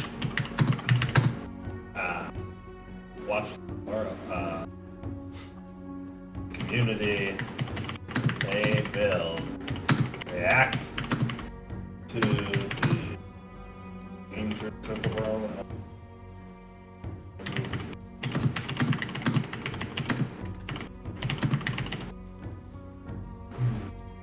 All you need is this book, this document, these documents. Say book. This book, pencil.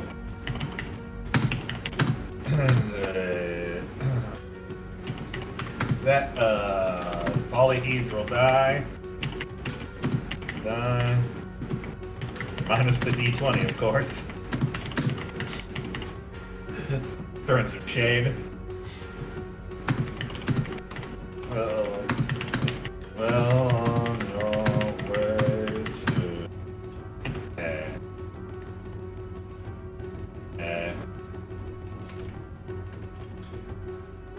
hectic game. Hey, hi. Sorry, we got wrapped up in writing. All you need in this book is a pencil, set of polyhedral die, minus the d20 cursor. You're well on your way to a hectic game of desperate survival. All right, there we go. Done. Cool. Let's talk about how this should look on the page. Are we thinking color? Are we thinking black and white? So if we're talking about finished product, Yeah. I definitely see. I think that like all of the pages in the book should have that. Like you made like this great border on like the cats sheet, contract sheet, character sheet. I would love to see that replicated with kind of a similar, it's sort of almost gritty feel to the background. Okay. Like you've done a really good job at informing kind of the narrative flair of or the visual flair of the book already. I think just kind of lean into that. I would love to see some kind of a small image with this. Maybe like a petty coin, like the petty coin icon that you made would be like a really good fit here. I mean, how I see it is like,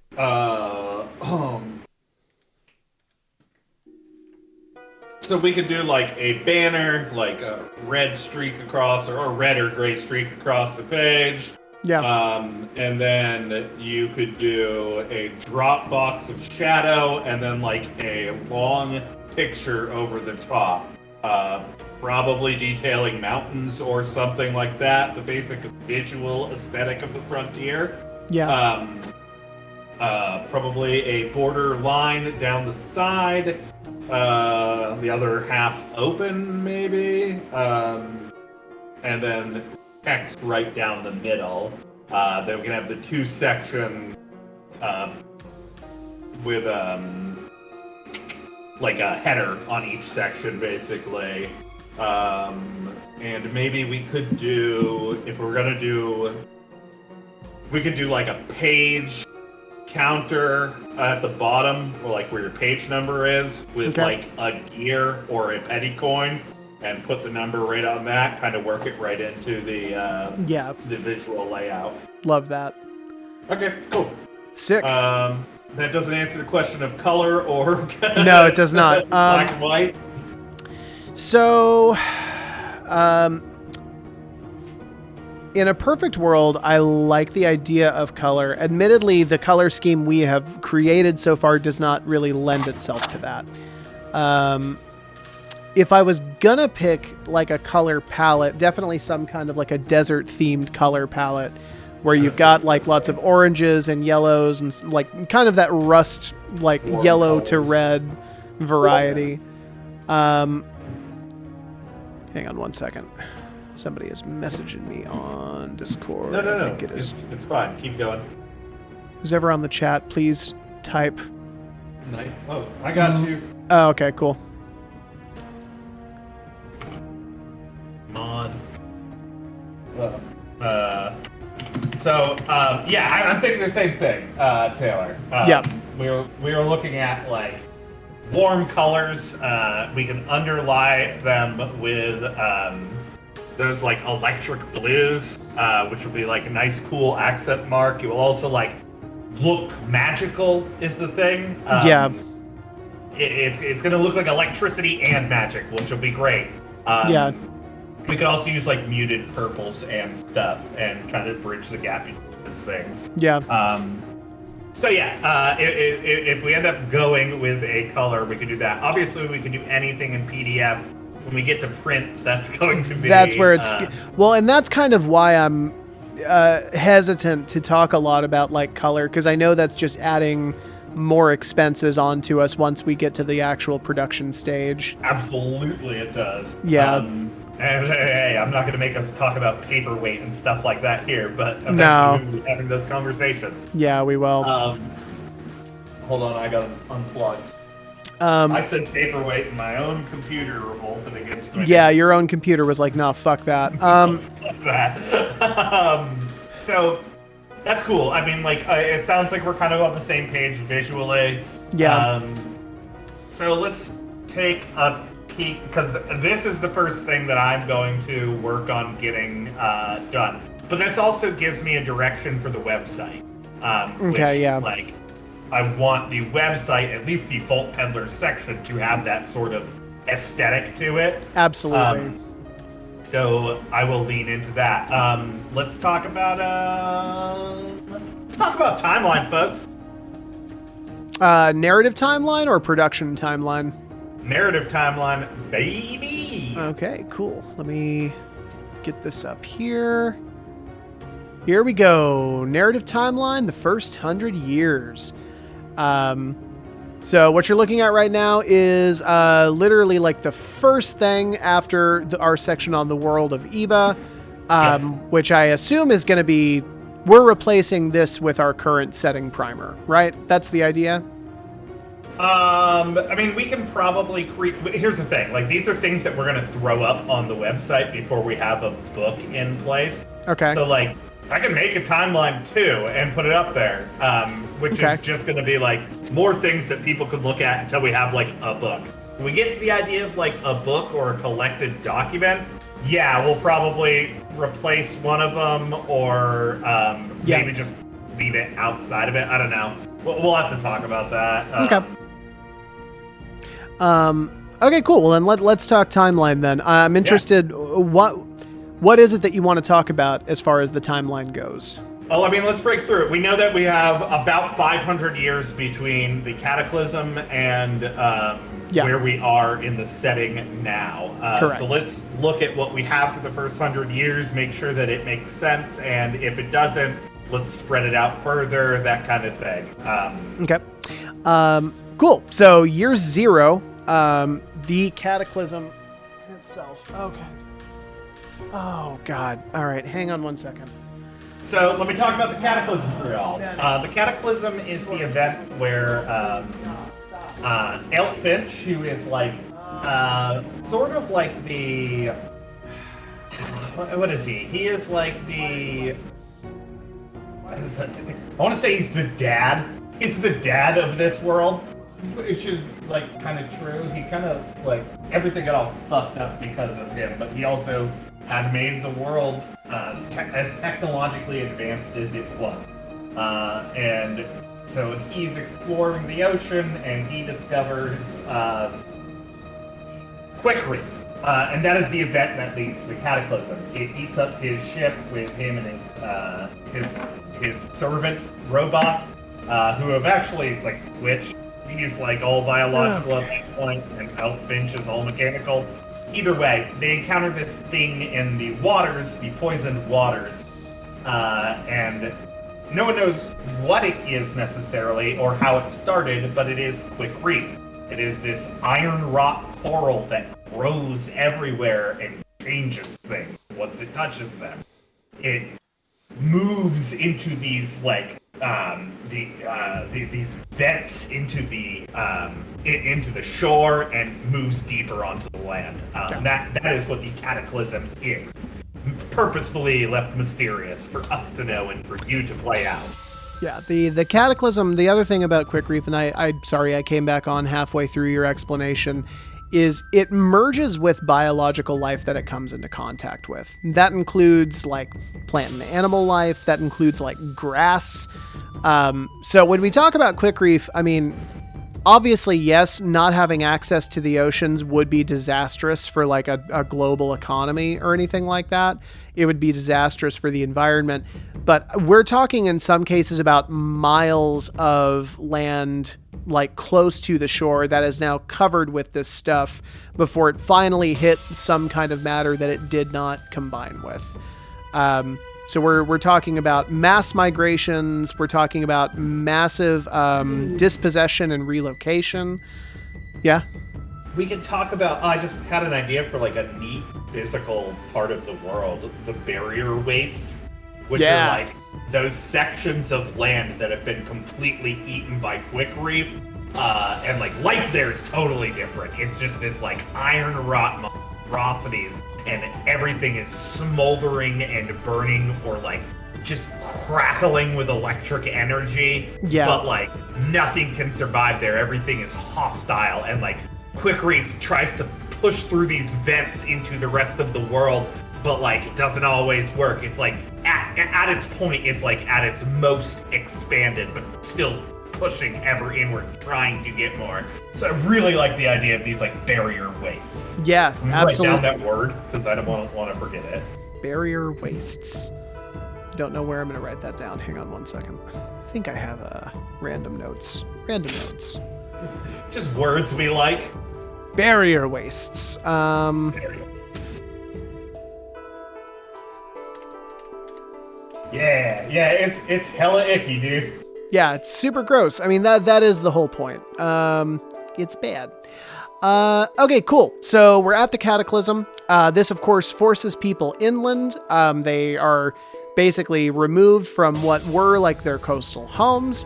And it is here that we have the birth of Ishtas, which this is actually the city that we know the most about currently. If you are a longtime viewer of this stream, which Elstragoon, hi, then you may have caught us playing was it Microscope? No, it was the Quiet Year with Adam Patterson, where we built the whole first year of this city. It is formed directly in response to the Quick Reef in the first year after the collapse. It's also known as the Eye of the Desert, the home of the dancing lights. But this is the first major city that gets created. It is literally within the first year. And it becomes kind of the mecca for pretty much any survivors in the early stages before they kind of branch off and start making other cities. And I think that makes sense because Ishtas is probably the most reminiscent of the old world. They hoard technology and like they're quite literally the glittering jewel of Eva. Yeah. They know how tech works and they keep it running. Yeah. And they make sure that if you know how tech works, you're a part of their crew. Then you are kept around, exactly. It is very opulent, and I don't know. Oh, it's like on a I always actually. So I tried to. In my head, the geodesic disc that they discovered, they got running, and like the center of the city is like on this rotating geodesic disc. Oh, that's tight. Yeah. I love that idea. I'll have to revisit my the map I made of Ishtos then. But anyways, yeah. So this is the first city, and then for the next 20 or so years, everything is kind of just in chaos. I mean, Ishtos is in chaos. It's constantly a power struggle between different factions that exist in that city. But outside of that city, it is hunting and gathering. It is like primal survival time.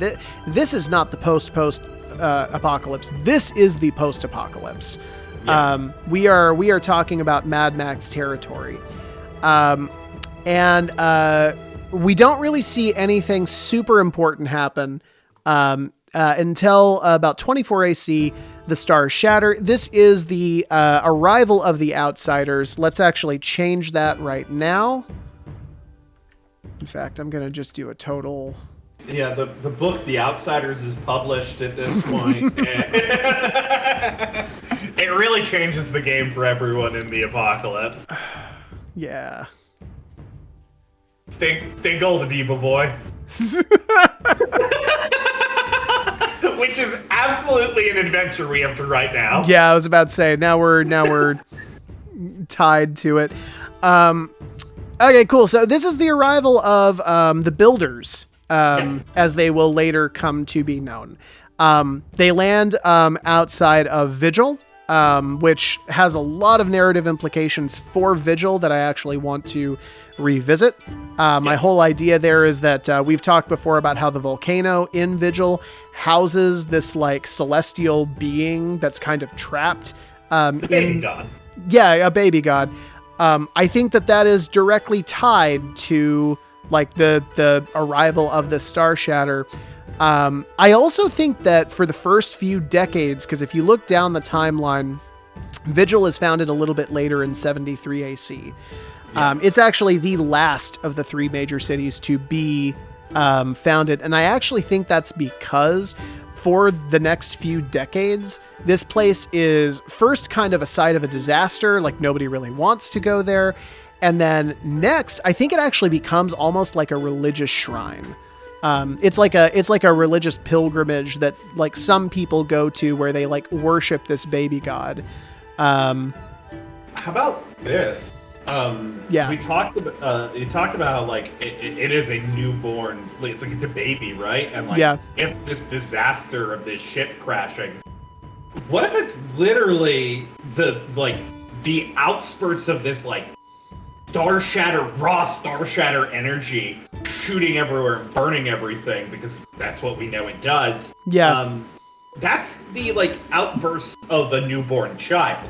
Like that is what it is. It is what is key. The disaster wasn't necessarily the ship. It is this this yelling of this baby, basically. Yeah, no, and it's characterized by like the volcano going off. No, I absolutely like that. I mean, that's kind of along the lines of what I'm thinking for Vigil, right?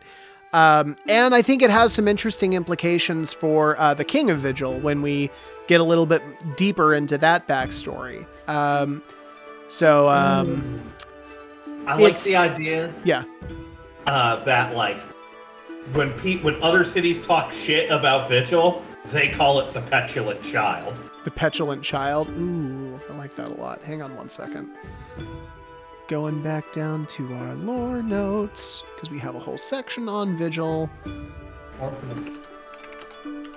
Yeah, the petulant child. Nobody puts baby in a corner. Absolutely. I mean, that's what the King of Vigil says basically every day. Kevin Spacey is the King of Vigil. Okay, so in other words, the stars shatter. This progenitor life form arrives onto the planet. As people are developing relationships with this, we start seeing the effects of star shatter energy onto Eba very quickly. And the first big moment of that is that the trees and plant life starts to move. They start to talk. They start to think. They emerge as kind of the predominant star shatter biologica creation, where the embryophytes emerge about 3 years later. There's like a 3-year gestation period where these saplings are like slowly starting to come to life. But by 27 AC, they have actually kind of been exposed to the rest of the survivors as this sort of new life form in the world. They arrive very close to Orid, which actually is kind of how I see the city starting about a year later. Orid is founded over a 5-year period, in which the inhabitants of this little remote frontier village start noticing these trees moving and strategizing and formulating. And I think we do actually see like this like prolonged war between the members of this frontier town and the forest itself. What happens effectively is the forest actually opens up. Hang on one second. 5-year war consumed the surrounding forest and opened the city to the seas. Okay, yeah. So yeah, the Pact of the Metal Serpent. What happened? Whoa, are we there? Okay. We find out at the end of this war that the Embryophytes are actually the ones who are remarkably talented at hunting these metal serpents. And I think it's because of that bark, that tough exterior skin that they have, that we eventually see like a truce that is brokered between these two factions. So the way I see it is it starts off at first like it's ghost stories, right? Like it's Absolutely. shit you tell your kids because people start disappearing and no one's sure. Don't go out at night. The trees are going to get you. But then the trees are really fucking getting you. Oh, and yeah. It becomes this terrible war. Like war is probably like trees are like they are like what people would consider barbarians. They work within their small communities and like they are pushing back against what they see as people encroaching on their territory. Yeah. And then I think the event that happens that causes this is the breach. And that's like the mountains crack next to Orid, and from it, these like serpents just start pouring and like ceaselessly, and they're violent and dangerous. They're taking over the canal. They're taking over like the main water source, which is why we eventually make the canals, so that we can like route them and hunt them. But before they take it, like because we know that water is desperate in Iba, because like you can't even get to the shore of the ocean because of the barren wastes or whatever. Like they have to work together to like. The other thing I wanted to add here that I think is important is on the actually I'll put this map up here really quick. So on the regional map that we have for Orid, you'll note that not a lot has changed here as far as like where the trees have gone or anything like that. The realm of the Glade folk is literally right next to Orid. You'll notice that they don't actually go all the way up to the city, whereas they used to. This war resulted in miles of forest just being burned and clear cut to the ground until this was eventually beaten back. I will also point out, you see in the realm of the Glade folk, they have trees all the way up to the water. In some cases, if you look really closely in that canal, they have trees in the water. Which I think is another really cool opening for us to explore the origin of the Glade folk as it relates to the Cataclysm and as it relates to Quickreef, which is just kind of another cool thing that we get to explore. And the lumbering gold, is what we could call that fucking like fucking penny coin monstrosity that the Glade folk are nursing. Hell yeah. I also I wanted to touch on something we talked about with Vigil. The idea that like the Builders were this species that crash landed. Yeah. What if we were to frame it like the Builders say they were the species that crash landed, but the way I figure it, whatever's deep inside of that mountain, screaming and spitting out energy, that's what rode its way here. Yeah. Maybe the builders were servitors of this thing.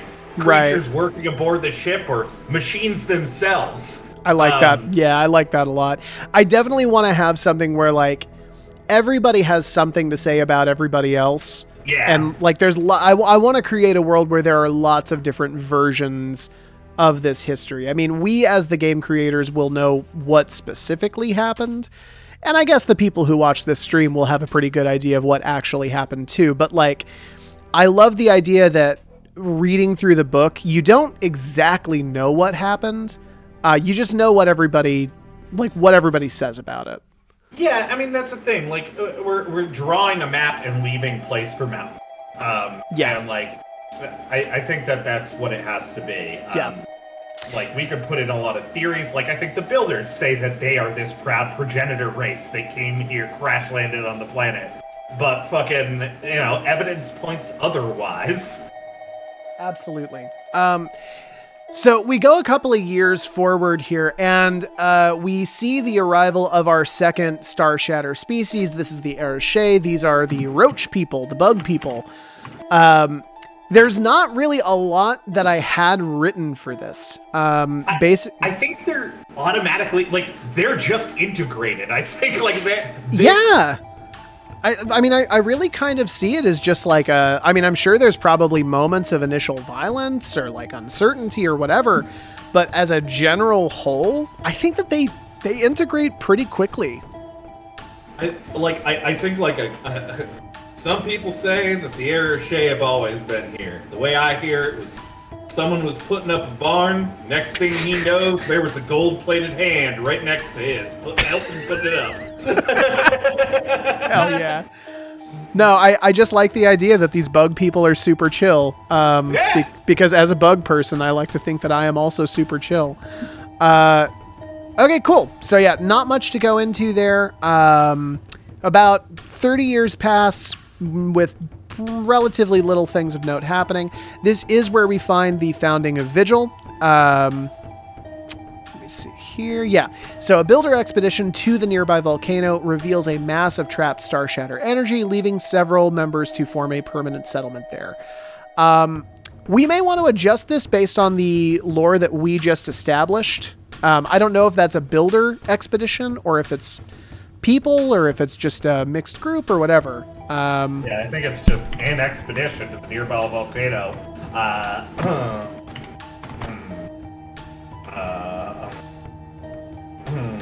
Led by a charismatic but little written, little documented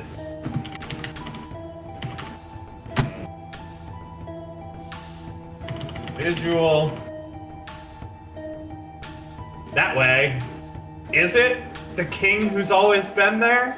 Oh, I like that a lot. Okay. I wasn't sure where you were going with that. No, that makes a ton of sense. Let's take a second to talk about what Adam just said here, because I fucking love the Arache. I want to say the Arache were like some of our first ideas. Like, we were just, when we were sitting down to do this, we were like, I don't know what we're going to do, but I want there to be bug people. For me, it was like, I want elves, but I hate elves, and these are our elves. These are our elves. Yeah, there's like a bunch of different kinds of them. They're kind of graceful, and like, they're fucking everywhere. Yeah, these are our elves. No, our first ideas were literally bug people, trash people, and robots. And like, that was, I think those were like our first few species. I also remember we were very, very hesitant to put humans in this at all. Yeah, we almost didn't. We almost, our first version technically didn't. But yeah. I got cold feet. You blinked is what happened. Mm-hmm. Okay, so yeah. This next part, the Polyutar emerge. I like. Yeah. like the idea that the Polyatar don't just like, they're not discovered, they send dignitaries. Oh yeah. Like multiple, and like I think like multiple regencies send dignitaries from warring factions. Like yeah. I think that's the thing, right? The because all of these life forms, I think that they started to gain life around the same time, roughly.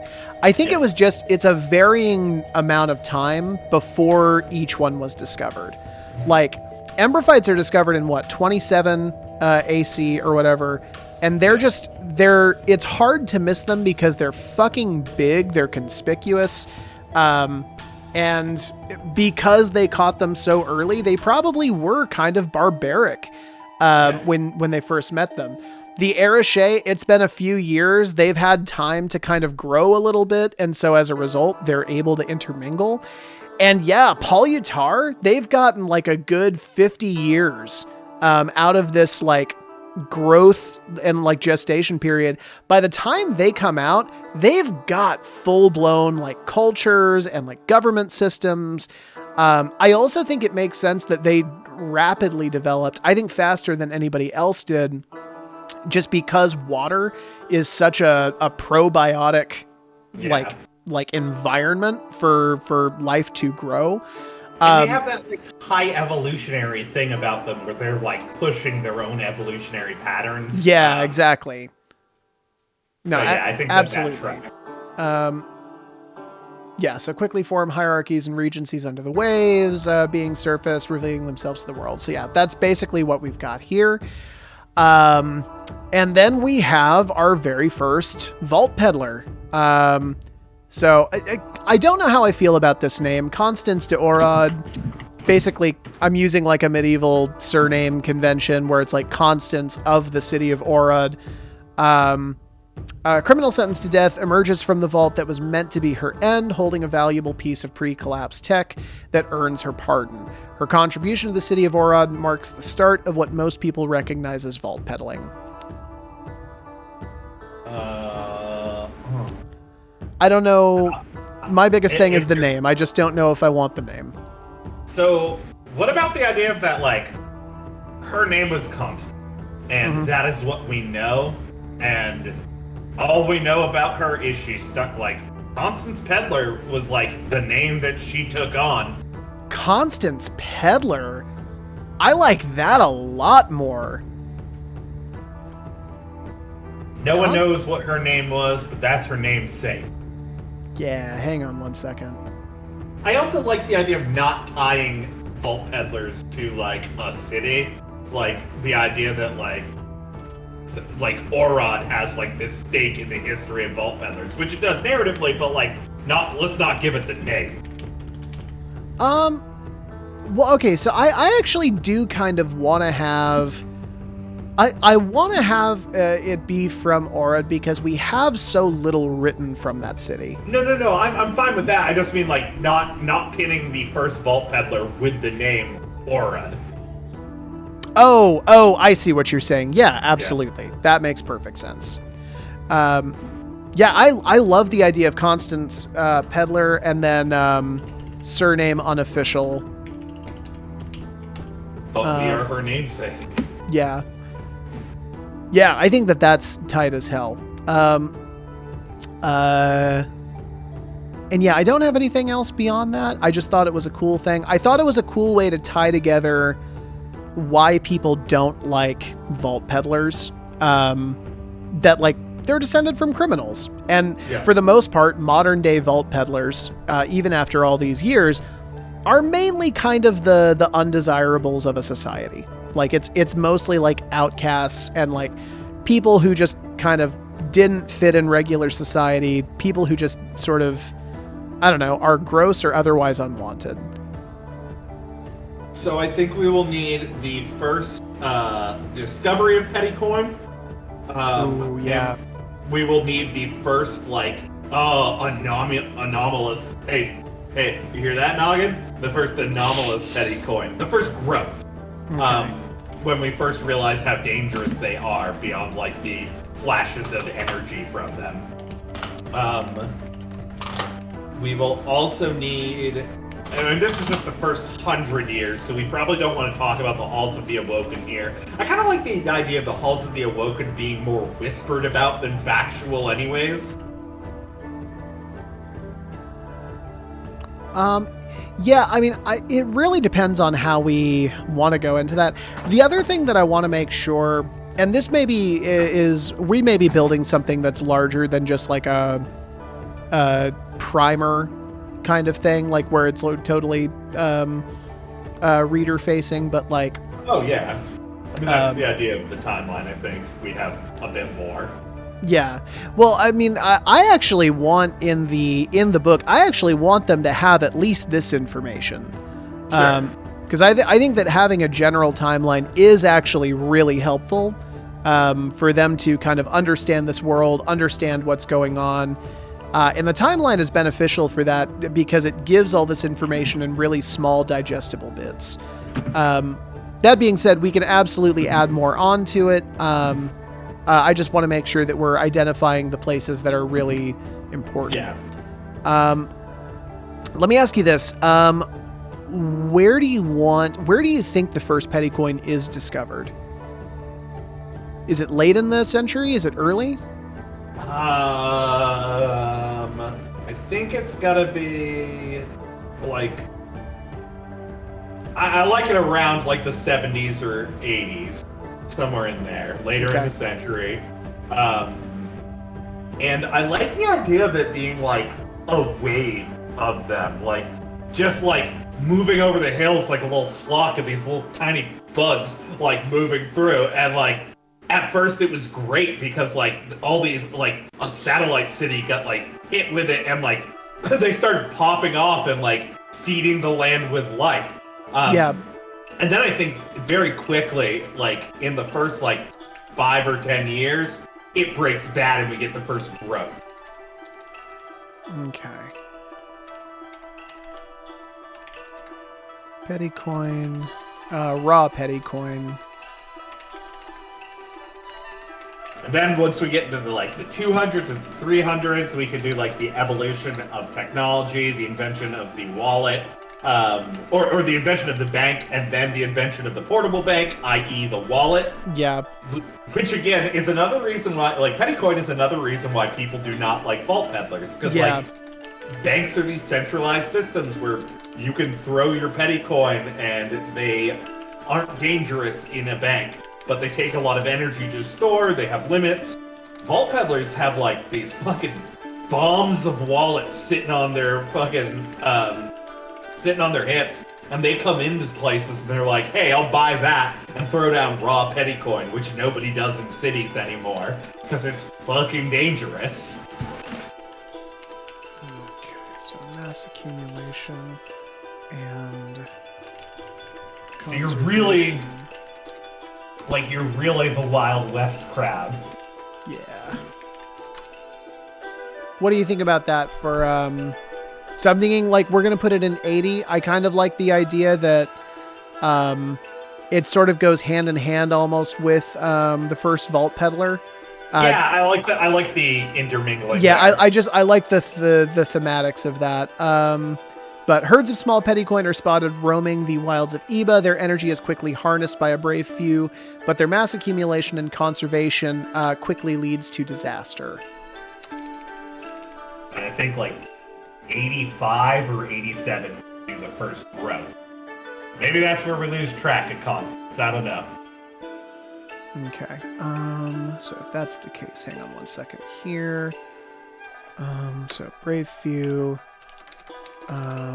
When it is discovered that their energy can be harnessed for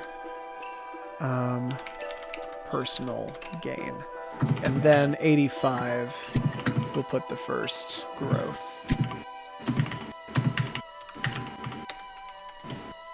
Which is like the first collection of petty coin that morph into something else. They like, if too much petty coin collects, if one gets too much energy underneath it, they turn into these like abominations, essentially. Yeah. and start lumbering around, causing destruction. Magical happenings could be, and that's the thing, it doesn't always have to be like lumbering destruction. It could be like these quick, flighty little like wisps that like are full of arcane energy and like smashing it everywhere, but they're dangerous, whatever the growths are. I like the idea that the growths aren't static. Yeah. That they are like very wild and out there. Okay. That results in disaster. Do you think that this is the disaster that creates the canal in the Orid map? No, I don't think it does. I think let's save that one for later, maybe in the 200s. Okay. Leading several. What do we call? Hey, what's the first growth called? Like, what's the in-universe name for it? What do people call this fucking monster? What did it look like? I like the idea that it was big and lumbering. And maybe destroyed a satellite city, like a growing population that was rivaling the major cities.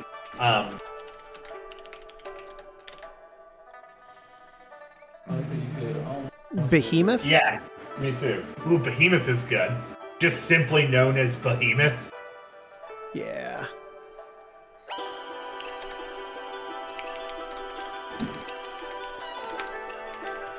Okay. Fucking, and that's like the name of the creature, the event, everything. They just call it Behemoth. Yeah. That's when Behemoth occurred. Oh, sure thing there.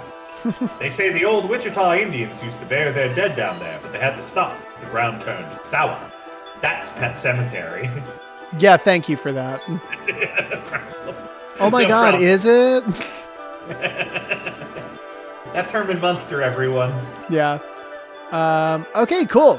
So I like that. We've got Pettycoin discovered, the first growth, and then finally the tunnelers emerge. And I think that kind of going with our theory that like the more time they've been given, the more sophisticated they are. Tunnelers emerge with like a whole mainframe. They have all of this technological advancement that like even the most established cities don't have. Well, and more importantly, tunnelers are experiencing their own little apocalypse when we see them. Like, yeah, they're in their own post-apocalypse because this is, as you have it written here, 100 years of disconnection. They used to have a centralized mainframe, and Yeah. it broke. Which actually, interestingly enough, Taylor, points that tunnelers might predate the collapse. that's actually my idea. Yeah, cool. I think that the technology that created the tunnelers is actually pre-collapse tech. I think that like when we talk about the glittering quartz, it makes perfect sense that they would have created these mainframes to spy on other like countries. And it also explains why tunnelers are so thirsty for information. Yeah. It's like, yeah. So like that was actually something that I had considered as well. I like that. Yeah.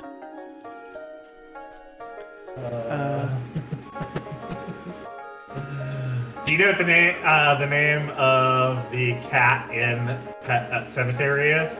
I'm going to guess Stotch because that's what's on the chat. It's Church, actually. Church is the name of Church. the cat. Okay, yeah. Yeah. Is there a follow-up to that, or are you just asking me if I know the name of the cat from Pet I was Cemetery? just Okay, yeah, no, that... Cemetery back then. Sure. He's from Maine, you know. Glad to have that information. Thanks, bud. Stephen King got hit by a drunk driver in a van and fucking almost killed him. And then he ended up buying that van and beating the fuck out of it. Honestly, that's pretty tight. There's a lot of chaotic energy in that I respect. All right, folks. Well, that is the timeline, and I think that that's kind of our time here for tonight. Yeah. I do just want to give one last plug to our products on DriveThruRPG. If you haven't checked out Under the Red River, this is the product of our recent episode of Background Ballads. please give it a download. It's completely free. We don't charge anything for any of these products. It's a great little tool that you can use to build tension in your games. Yeah. And it's just an MP3 file. You can use it for literally any VTT or MP3 player if you play in person. Corey, do we have anything else to plug? Yeah, I mean, like, if in 5 months, if you find yourselves in Philly and have tickets to PAX Unplugged, we're going to be there. We're not going to have an exhibitor table or anything like that, but we will be hanging out. Message our social medias. We'll hang out with you. Yeah. Yeah, absolutely. All right, cool. Well, then that being said, y'all, thanks so much for hanging out with us. And we will see you guys later. Do hang on. We are going to send our stream over to somebody else. I don't know who yet. But I'm going to take us on to our waiting room here while we figure that out. So thanks so much and hope you guys have a good one. Bye. Bye.